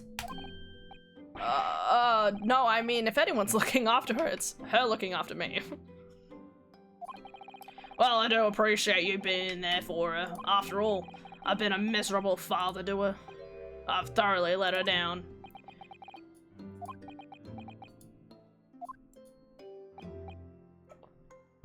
16 years ago, I started my long study here in Britain. The very year Sasato was born. The birth of my daughter was the most joyous event of my life, but... well, sadly, it was accompanied by the most tragic event of my life, too.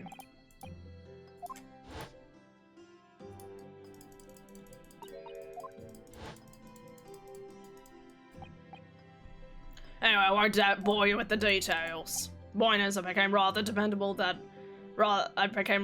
less dependable than befits a grown man. And it was then the Seisha offered me the opportunity to study here in Great Britain. For 16 years you left your child. You suck. So perhaps I was a little heavy-handed when it came to persuading you to accompany me to London. Okay, but 16 years? Like 5. Yeah, alright. You know, they won't remember the first 5 years anyway. Most of the first 5. It depends on the child.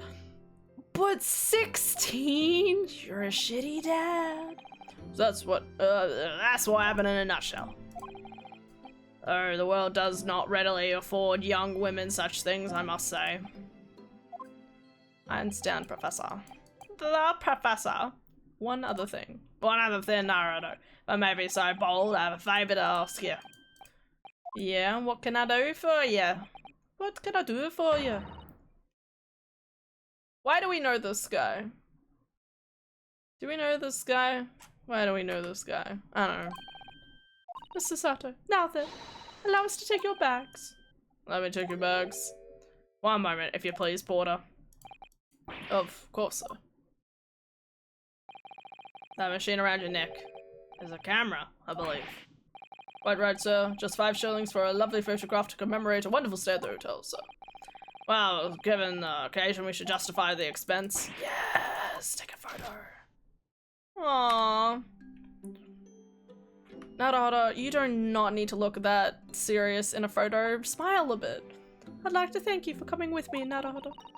It really made Father very happy, I think. Shall we return to Baker Street? Yes, let's. I'm getting more and more anxious about Kazuma, though. Perhaps I'll try to meet with Lord Strongheart later and ask him.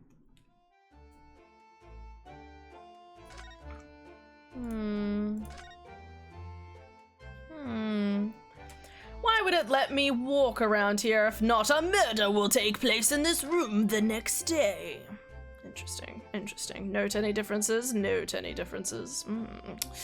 Quite suspicious indeed. Okay. Great Waterloo Hotel. Back to Shams's. Is Adara coming home? It's the first week, but this is crazy. Talking to Jenny.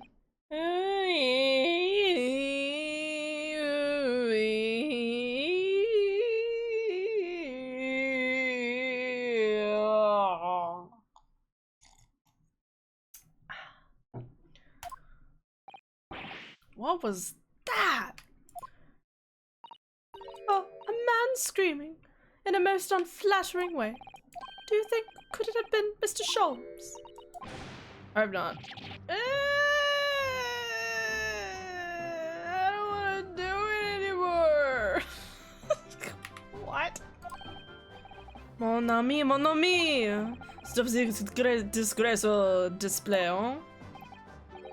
Who are these people? Look at their hair. It's bright red. It's amazing. How beautiful is it? I think they must be clients of Mr. Sholmes. Hey, Gina, what are you doing? Right, you two, you're coming with me now, down to the clink. No, not in prison. It's dark and damn, I don't like it.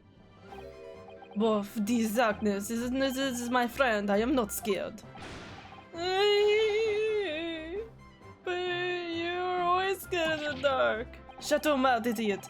I will sit quietly in the dark and plan our next daring heist. I don't like this. I don't like it. Well, tough. We'll finish this down the yard. Now get moving. Bye then, Ginny. Have fun. What the fuck was that, mate?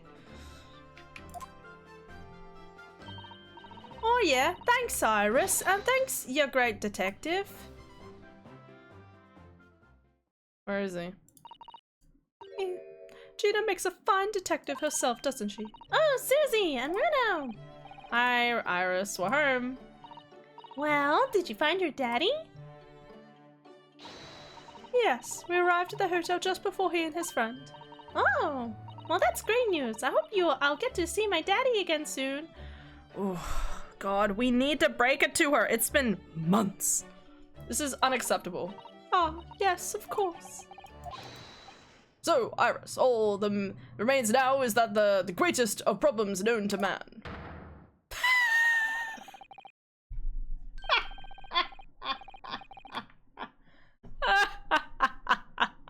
Look at him! Stunning. Stunning, my good sir.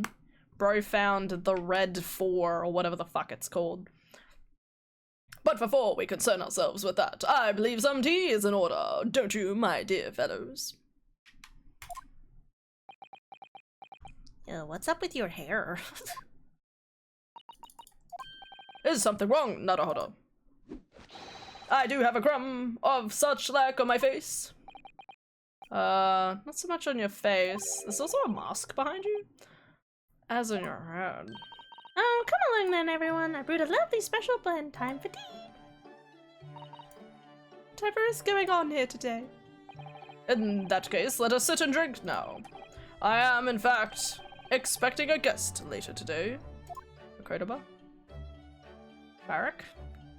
Give me the deeds. Give me the dist. Who are those two gentlemen that were here? Ah, just a pair of petty criminals. Nothing of significance. Of course, they have to make a living somehow. What? And when the mood takes me, I am willing to turn a blind eye to all manners of infraction.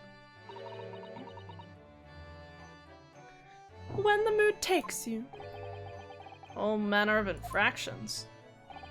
But when such fellows set their sights on Mr. Herlock Sholmes, well, that is when their luck runs dry. You were the target of a crime, Mr. Sholmes. But I quickly devised a plan to entrap them and deliver them to our young detective ally. You should have seen ours to Grexy to come too.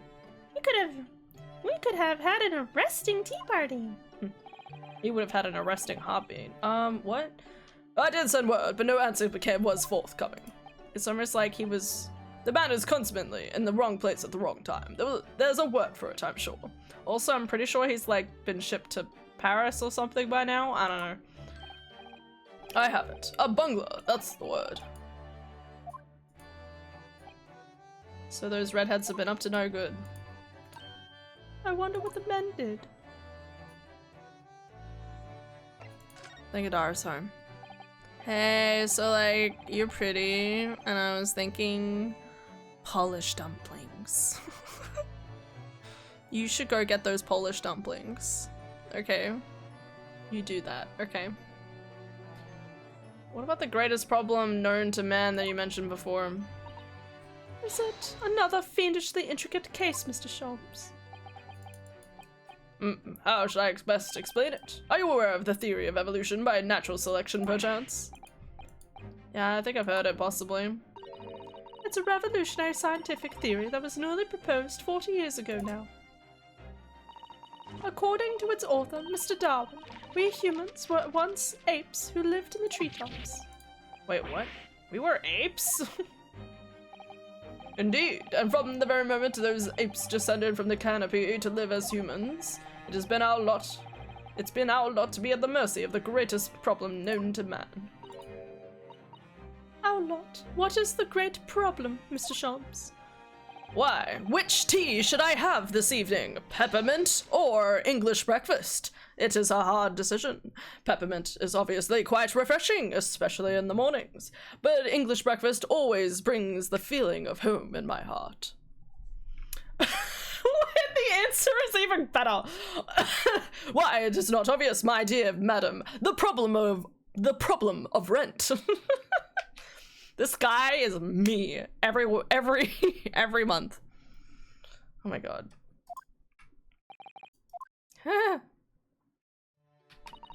But Did you not receive a rather large sum of money from Madame Tusble's only the other day? Pshaw, a large sum. 1 potted herb for Iris and a new motor car for me later, and all of it has quite disappeared. Why? What? You bought a car? Why did you buy a car? Honestly, Harley, you know you squandered it. Yes. Well, anyway, 2 days ago, I discovered the answer to man's greatest problem for the coming month, at least: theft. Why? There's a substantial clue before your very eyes. Red hair? Humans are sorry creatures, unable to see what it is in front of their noses. Let me give you some assistance. Don't look, but observe me very closely. There is one particular feature about my person that has changed. You should notice it in the end, I think.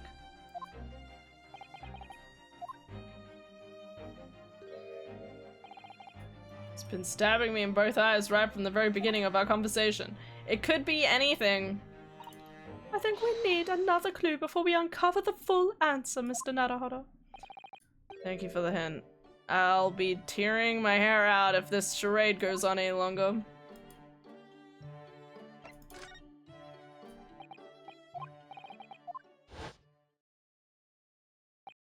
What to have for dinner? That's also a very viable option. Now, I'm probably not gonna have dinner because I won't get home until like 7 PM LMO. You should have dinner. Food is good. Get food. I will tell you something of the first importance, my dear fellow. Great detectives are wont to lie. It will serve you well to remember that.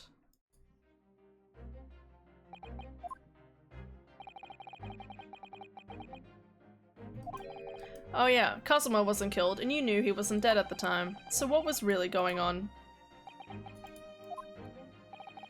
The fellow was unconscious for a very long time. If he hadn't regained consciousness when he did, his life would have been in mortal peril. Of course, a side effect of the prolonged comatose state was amnesia, as you now know. It was a simple enough task to silence the crew. But how? After they'd carried him out of the cabin, I assembled them in the lobby area. Then I made them swear to leave him unconscious and have him unlaid from the ship in Hong Kong as a murdered corpse. Oh, how horrible. Welcome home. It was necessary to find some materials with which to persuade the crewmen to keep their word, of course. But why? Why do in the first place? I will be at liberty to elaborate in due course. But for the time being, I would like to reassure you. I didn't foresee subsequent events. What events? Why are you home so late, mate? Because it ran over half time. And then Bettina tried to pull me into the concert thing. Were we doing anything this Saturday? No. Cool. I'm doing something now. Great. Oh. So yeah. So the concert that was supposed to happen last weekend didn't happen. Right. I don't know, but now we're doing another practice session on Saturday. And I'm like, well, I'm available. Yeah, we've got nothing this weekend. It was more like I was leaving this weekend open because I didn't know if the parents wanted us to come down before Mum's birthday or after her birthday or whatever the fuck's happening. Yeah, that's fair. Alright. Anyways, I told them to send me the details. Okay. But yeah, first week back was weird. It's like everyone knew the songs, but we just didn't sing any of them confidently. Nice. I'm going to bed and Babycopia. Nice. Well, I gotta go to bed in like half an hour, so I'll come in and say goodnight. Love you. Mwah. His disappearance in Hong Kong. Oh. I believe I may have made a gross error of judgment. Mr. Sholmes?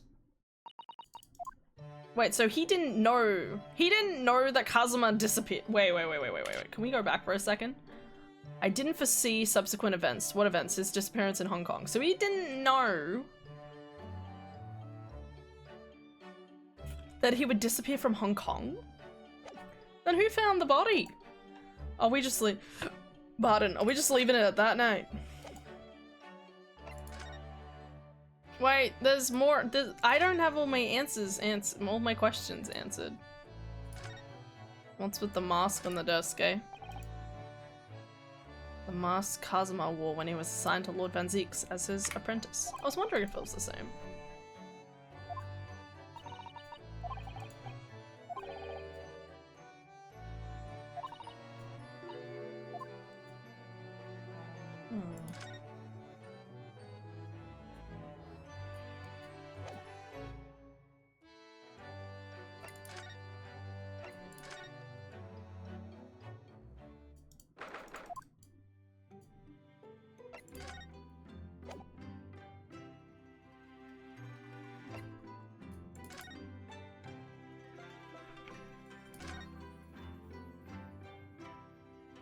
So this is the next morning, right? Yeah.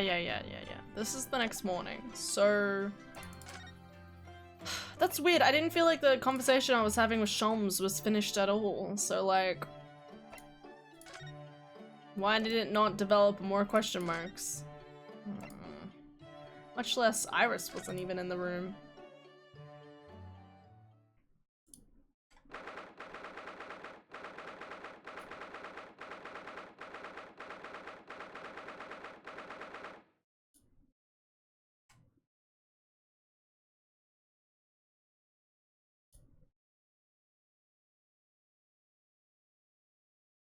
Yeah. Hey, look, it's Barrick. Here's the final draft of the opening address for tomorrow's proceedings. I've supplemented your original with the figures you asked for from the yard. I see. Excellent work. Thank you. You're welcome, my lord. What's Barrick doing here? My, there seems to be an awful lot of tension in the air, wouldn't you say? Oh, hi. It me. My apologies. I didn't notice you come in. Your small stature and dark dress make you all but invisible to me. Bitch. No, it's entirely my fault for wearing black, I'm sure. Now on you must dress in white from head to toe wherever you come. Now then, another huddle. Yeah, right here. Is something wrong? Perhaps it's too hot in here for you. Oh, not at all. I mean, I've never experienced a room at such a perfect temperature. If you're sure, the beads of sweat carving their way down your face seem to suggest otherwise. Because of the daggers you're staring at me, mainly. Out with it! You're no doubt aware my International Forensic Science Symposium begins tomorrow. Hasn't it already been tomorrow? No, we saw Makotoba arrive in the morning. Okay. In fact, your father arrived in London early today, madam. Oh, yes, that's right, my lord. He's extremely honored to have been invited. Hey, Barrick. Sexy man. I'll leave the remaining preparations for the meeting room in your capable hands then, Lord Van Zieks. I will attend at once. Hey, pretty man. He looked at me. Oh my god. Come back! He gave you a very cold stare as he left, didn't he? No. That was all tension, baby. I know, but I haven't done anything. Have I? Very good point. These past few days, my feet have barely touched the ground, I must say. My dedicated right hand of many years was recently put out of action in spectacular fashion. Oh, I'm sorry to hear that. Is your left hand still of service?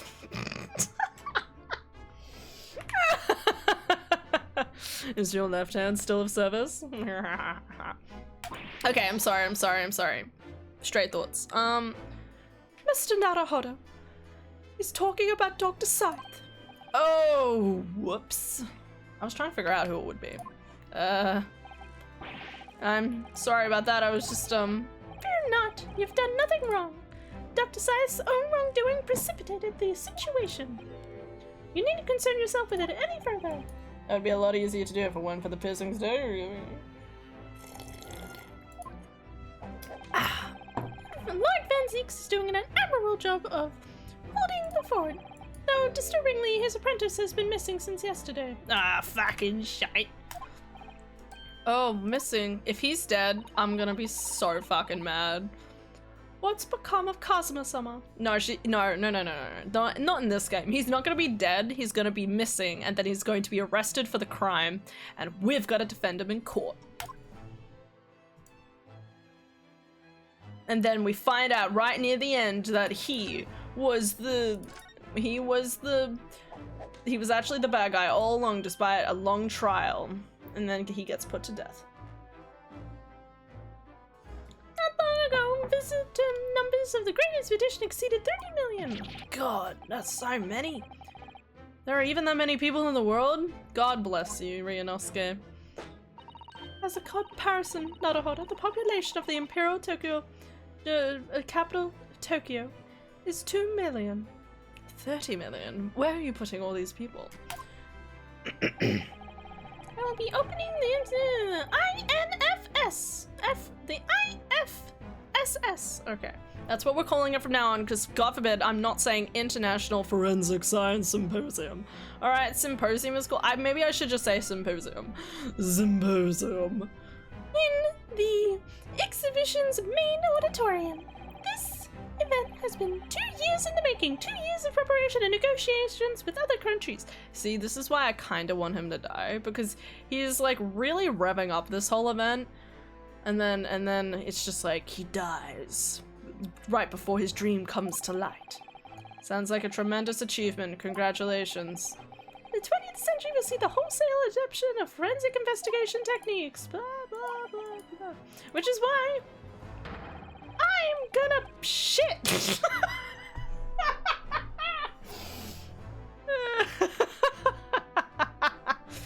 Sorry guys, sorry. It's just he needs to shit, okay? Someone help him. This landmark first symposium has to be hosted here at the heart of our great British Empire. Sure. In order that Scotland Yard can become the leading investigative organization in the New World. The New World, I've heard that before. He's the same as ever, I see him. That passion of his is quite something. You're every bit as passionate in your own way, I'm sure, Naruhodo. I'm the only person in the world who truly cares about a future that embraces forensic science. You don't know that. It was my intention to become Her Majesty's Eternal General and reform the Yard from the ground up, but I fucked up. So the disgrace of the FIT team, the FIT has been a bitter blow to my ambitions. Yeah, you can imagine. The FIT? I first established the FIT. It's Forensic Investigative Team. So FIT? A year ago, experimentally to start with, but Dr. Scythe at the helm was steadily accruing an impressive record of achievement. It was on the verge of changing its name and elevating its status to a full-blown FID. And can you not do that now? Obviously. Nobody wants to hear anything about it at the moment. Even I can't keep this story out of the papers. 6 million Londoners will be cursing forensic science now. You don't know that.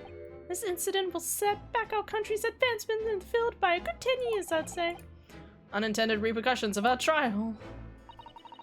We simply couldn't have overlooked what had happened, though.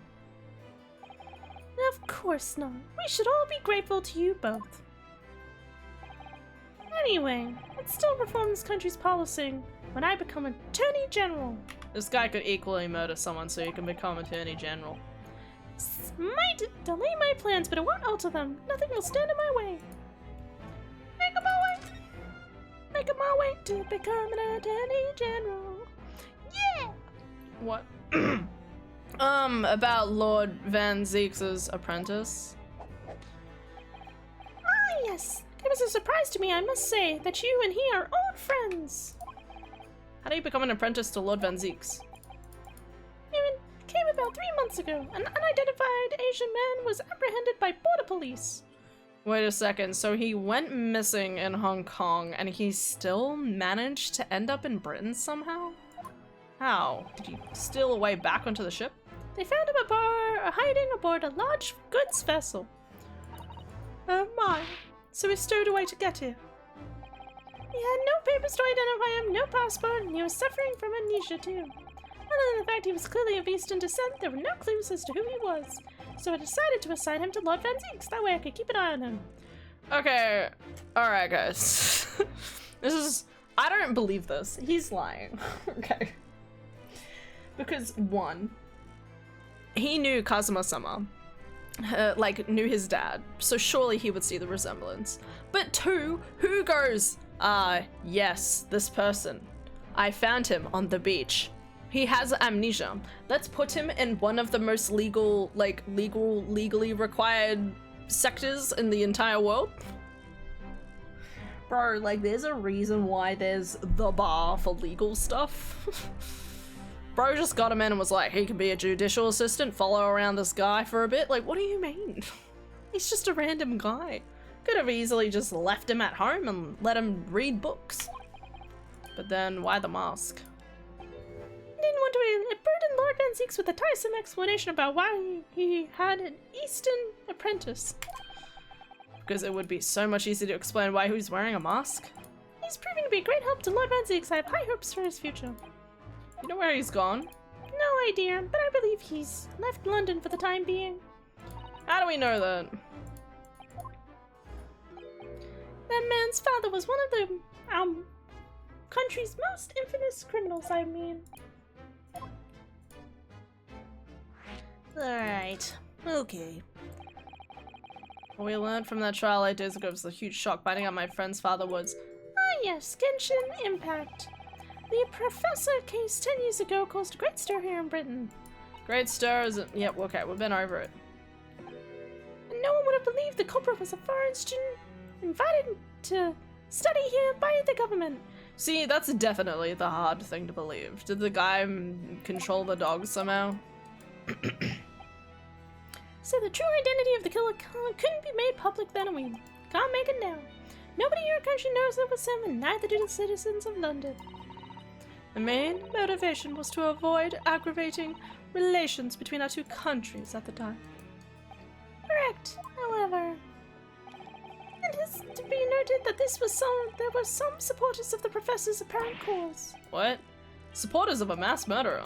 So the majority of the man's victims were a blight on the aristocracy of the day. So some people think he's a Robin Hood. Somewhat ironically, their deaths actually benefit society as a whole. Ugh. Or so a fair few thinkers in London believed anyway. Interesting. So could one of those followers be the Reaper? Right. Naruhodo. Seems very similar, doesn't it, to the idea of the Reaper of the Bailey? Okay, good. She pointed it out. God, Sasato, you genius. Okay, bye. Do I need to do anything else here? It's so weird. Like, I'm just having like half of a conversation and then moving to the next location. Just keep going. Unless I'm missing something.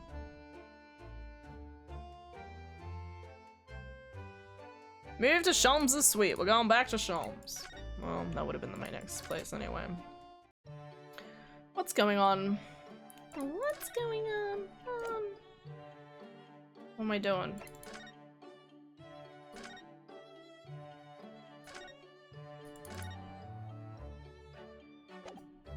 Still feel like I didn't finish my conversation with this guy. Hold on.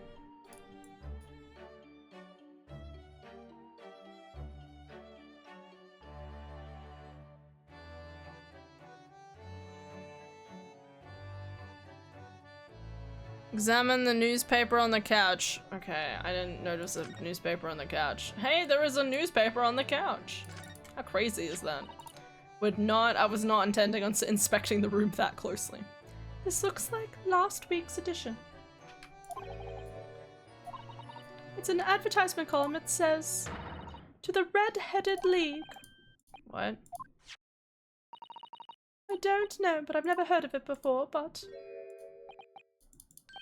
There's something on my face. Okay. Very random, to say the least.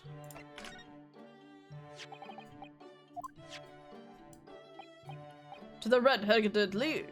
Does that strike you in some way? I was thinking that just maybe it might be related to your bright red hair.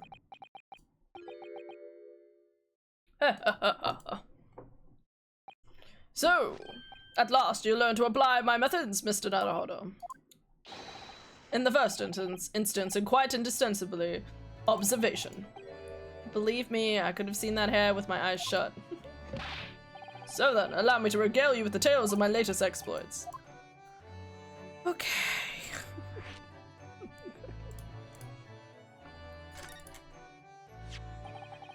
So what's the Red-Headed League, which seems to be the subject of your advertisement? You noticed it in the papers then? That, my dear fellow, was going to be the source of this month's rent payment. It was? How? According to the advertisement, the Red-Headed League is a distinguished institution of fellows of unspecified governance. In fact, the only condition for becoming a member is having red hair. That doesn't entirely surprise me. Well, listen.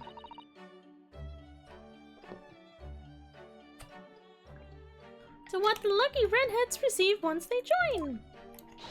An unconditional salary for £4 a week. I'm sorry. That seems like a scam. I don't believe that for a second. Oh my, £4 a week. Who's doing this?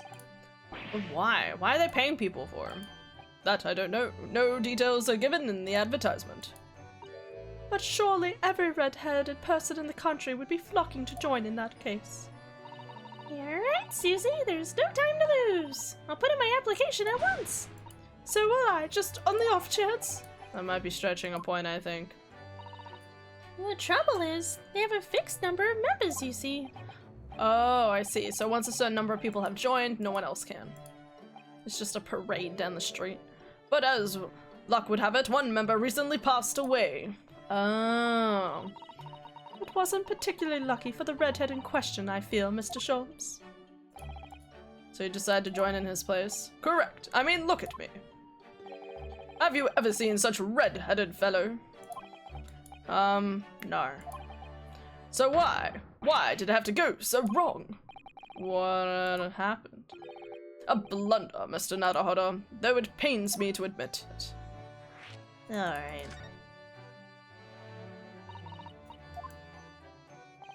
I'm glad you asked, Mr. Sato. What you see atop my head is neither dye nor a hairpiece. I changed the color of my hair overnight. By the wonders of chemistry. Good job, mate. I was conducting some research into a method of rejuvenating spent tea leaves. In the course of my work, I stumbled upon a potion that, when taken, turns one's hair aflame like red. Would you like to try it? It will make every hair on your body completely crimson. I'd be very impressed, but no, thank you. I think I'll pass. But Mr. Sholmes, it is quite safe to drink. Surely it's bad for you. And our amateurs are always hampered by such fears. Oh, I should never have doubted you, Mr. Sholmes, you mean to say? But of course, I am dying this very instant. Passes out. To earn £4 a week, one must be prepared to turn a blind eye to a little danger. Maybe he's right. So anyway, Hurley left full of confidence yesterday with his new red hair. For the park on Lime Street where the Red-Headed League were interviewing prospective new members. So what went wrong? The whole park was choked with red-headed folk, like a Costa's orange barrow. What? I queued for 8 hours solid before at last I reached the front. But when the panel of interviewers saw me, they immediately said, "Ah, Mr. Sherlock Holmes, are you in disguise to conduct an investigation?"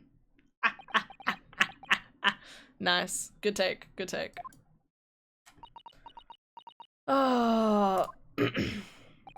So naturally, I had no choice but to reply. Shh, don't give me away.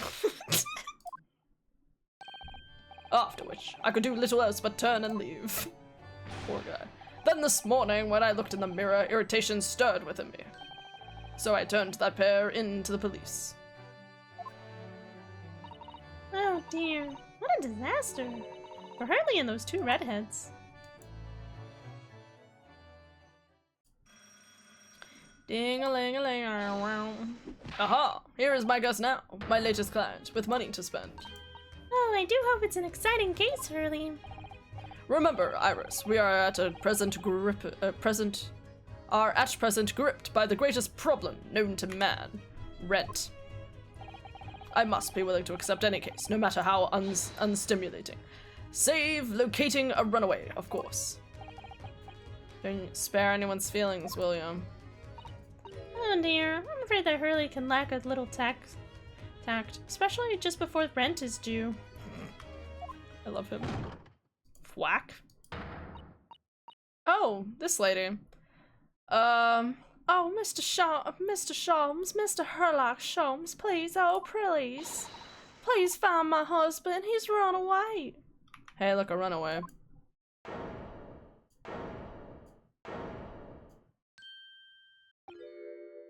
To upset me. I beg your pardon? Never mind, a personal matter. My apologies. What exactly are you trying to say, Mr. Naruhodo? I didn't say a word. Come, my dear madam, be seated. Iris, some tea if you would. Of course. What's the matter, Sasato? Oh, it's, that gentlewoman. Feel surely I've seen her before, very recently. Yeah, we did.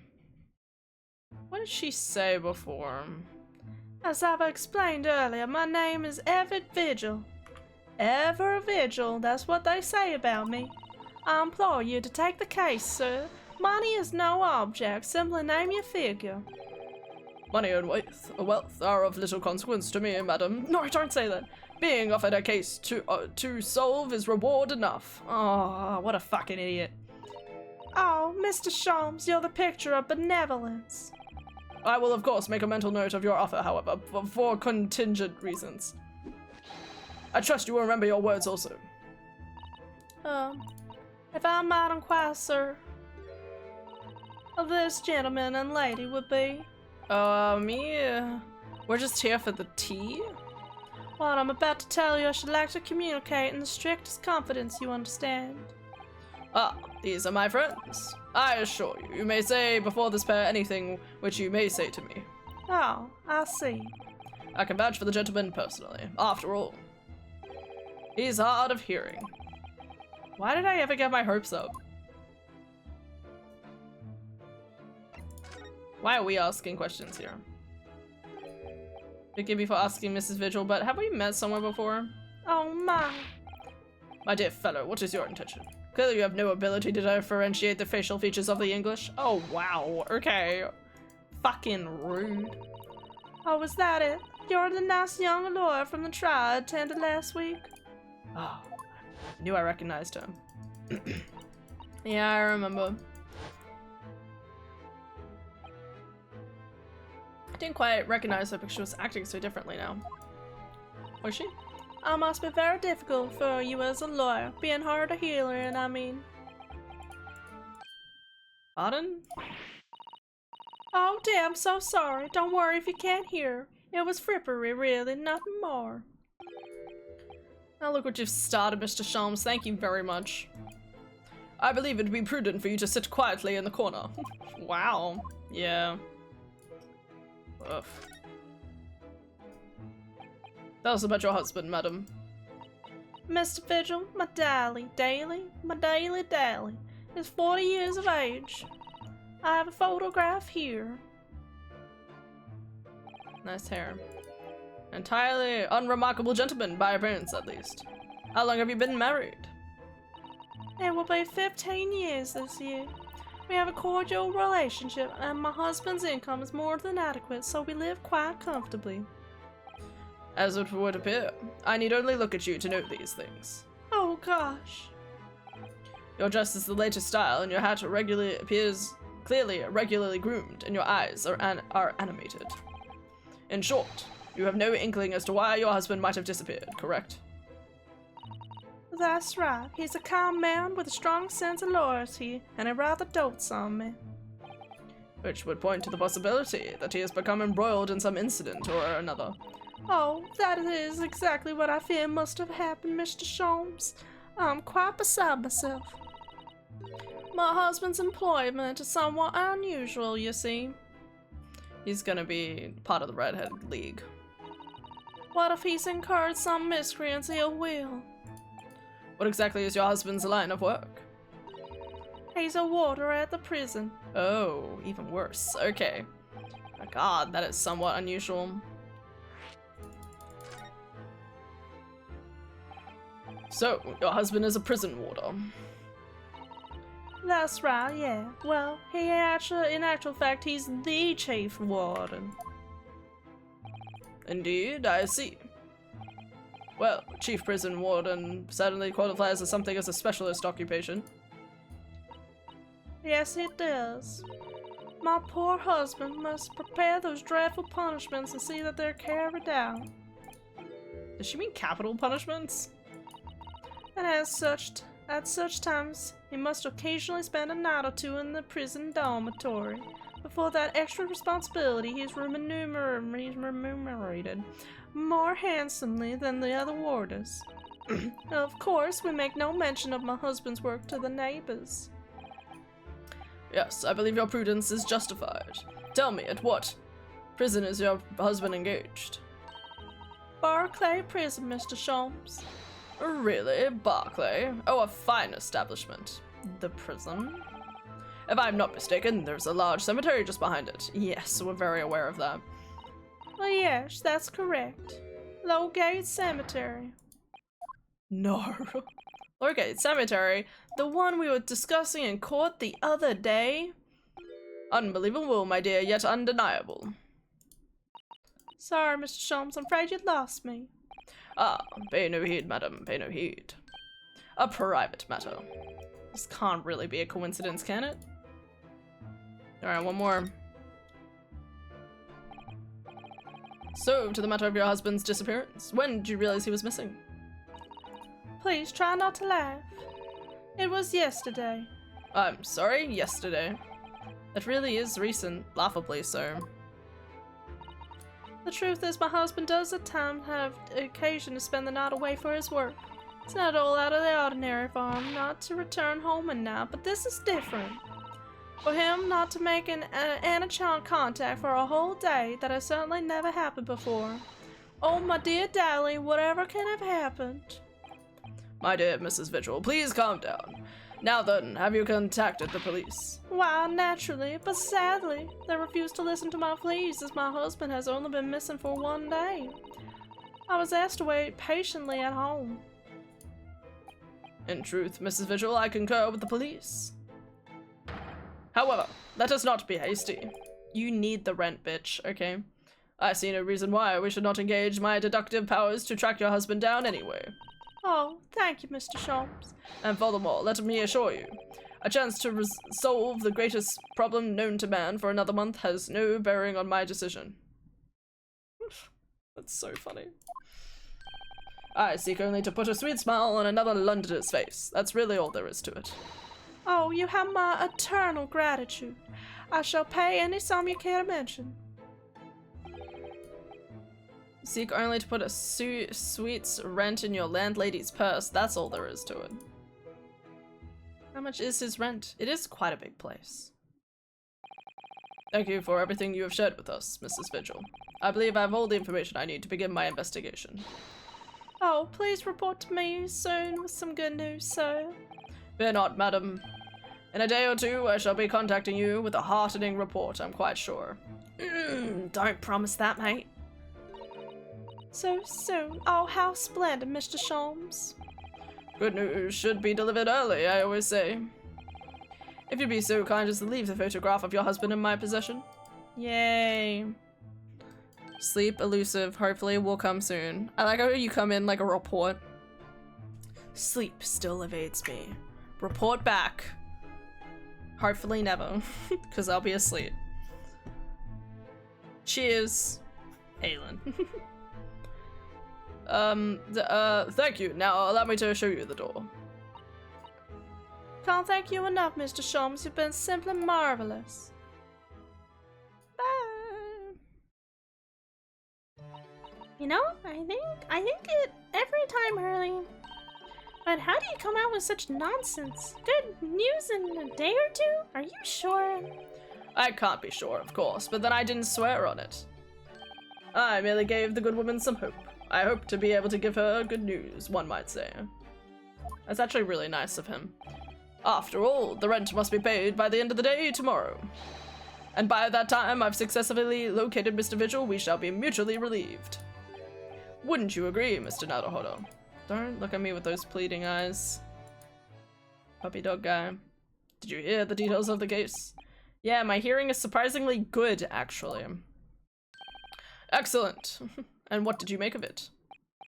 Surprised to learn where her husband worked. Barclay Prison. Especially with the mention of Lowgate Cemetery. Do we need to recap this? Especially when I need to pee. Is where that notorious man was incarcerated. The professor. I like why it keeps coming up in conversation, but I feel like we're just like repeating shit at this point.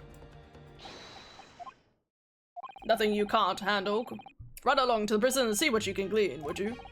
It's the prison governor you want. No doubt the man is equally worried. But aren't you going to go yourself? Surely you needn't ask. I can't possibly be seen out with this hair.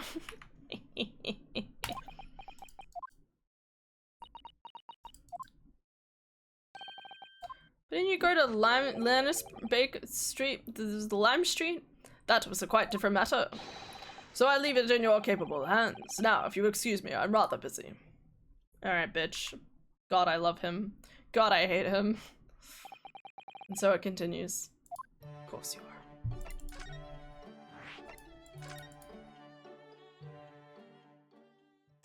Now I do need to go to bed. Barclay Prison is on the outskirts of London, backing onto a lonely burial ground. Its 4 high outer walls loomed quietly before us in the fog. Having requested a meeting, we were shown to the governor's office in the watchtower. Ooh, fancy room. Hey, bird! Why do I feel like I've seen that bird before somewhere? Maybe in like a previous game or something, like not even in this. You know what I mean? Damn, that's a big guy. Oh, God, I need to come up with another voice. Fuck. Ugh, man, it's easy to play this game when I've already got all the voices, like, down pat. Oh, can I remember the last time a civilian was done here? What accent is that? Can I? Oh, can I remember the last time a civilian was done here? What? I don't know. Let's keep going. You don't know, want to talk to an NA, but to me, I don't know, fucking. That's a big guy. Do you ken who I am? Do you ken? Do you ken? I don't know what accent this is. That's crazy. Barry Caden. Oh yeah, someone mentioned this guy before. Do you ken? Ken I is Scottish. Ken as in no. Do you ken no? Wait, fuck. I'm gonna fucking butcher this. I need to like. Do I just go back to the McGilded? I mean, he's dead, so I could totally do McGilded. Do you can know who I am? I'm the governor. No, it's not. It doesn't work. It's Irish. It doesn't work. Can I take it, Captain? Think of Scotty. Who's Scotty? I don't know who Scotty is. Do you ken who I am? Do you know who I am? It's a pleasure, Marianovsky Naruhodo. Does that mean I'm a visiting student of law from the Empire of Japan? Japan? Did you say Japan?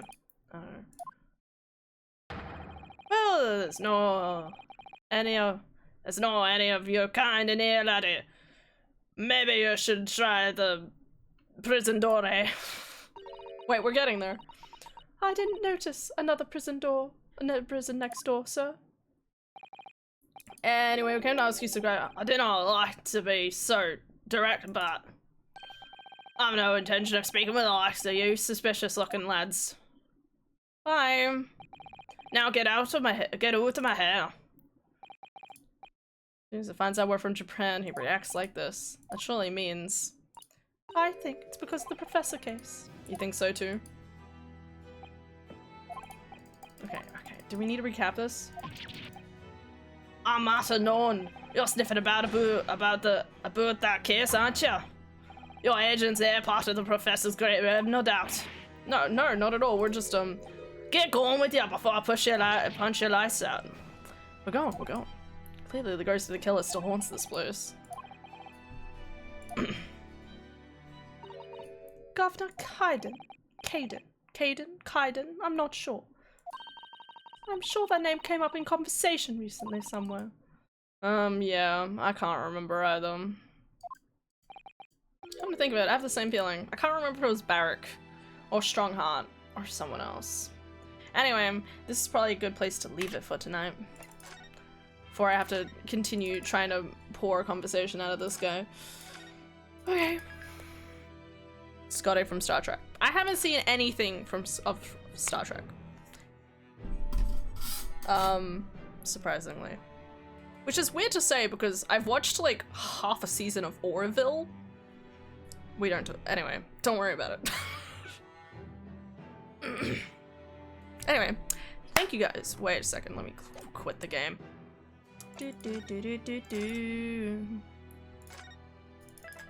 Yeah. Anyway, thank you guys so much for watching. Hope you'll have an excellent day today and tomorrow, okay? Take care of yourselves. Have a wonderful week. Day. I'll see you tomorrow. I will say, so tonight's a short stream, but so is tomorrow. So I was really hoping to finish this game by like, kind of by the end of the week, but it's not going to happen. So I still feel like we're probably going to be playing this for another week or so. So let's hope we finish it by the end of next week. I would love to be faster, but alas. So much for my Mass Effect 3 playthrough. I still could do Mass Effect. I was looking at it and I was like, it said like 24 hours for the main storyline. And obviously it would be a little bit more than that, but like, you know, if in a week I get about 15 hours done, it shouldn't take me more than 2 weeks if we stick to the main storyline. Don't have to fluff around a little bit.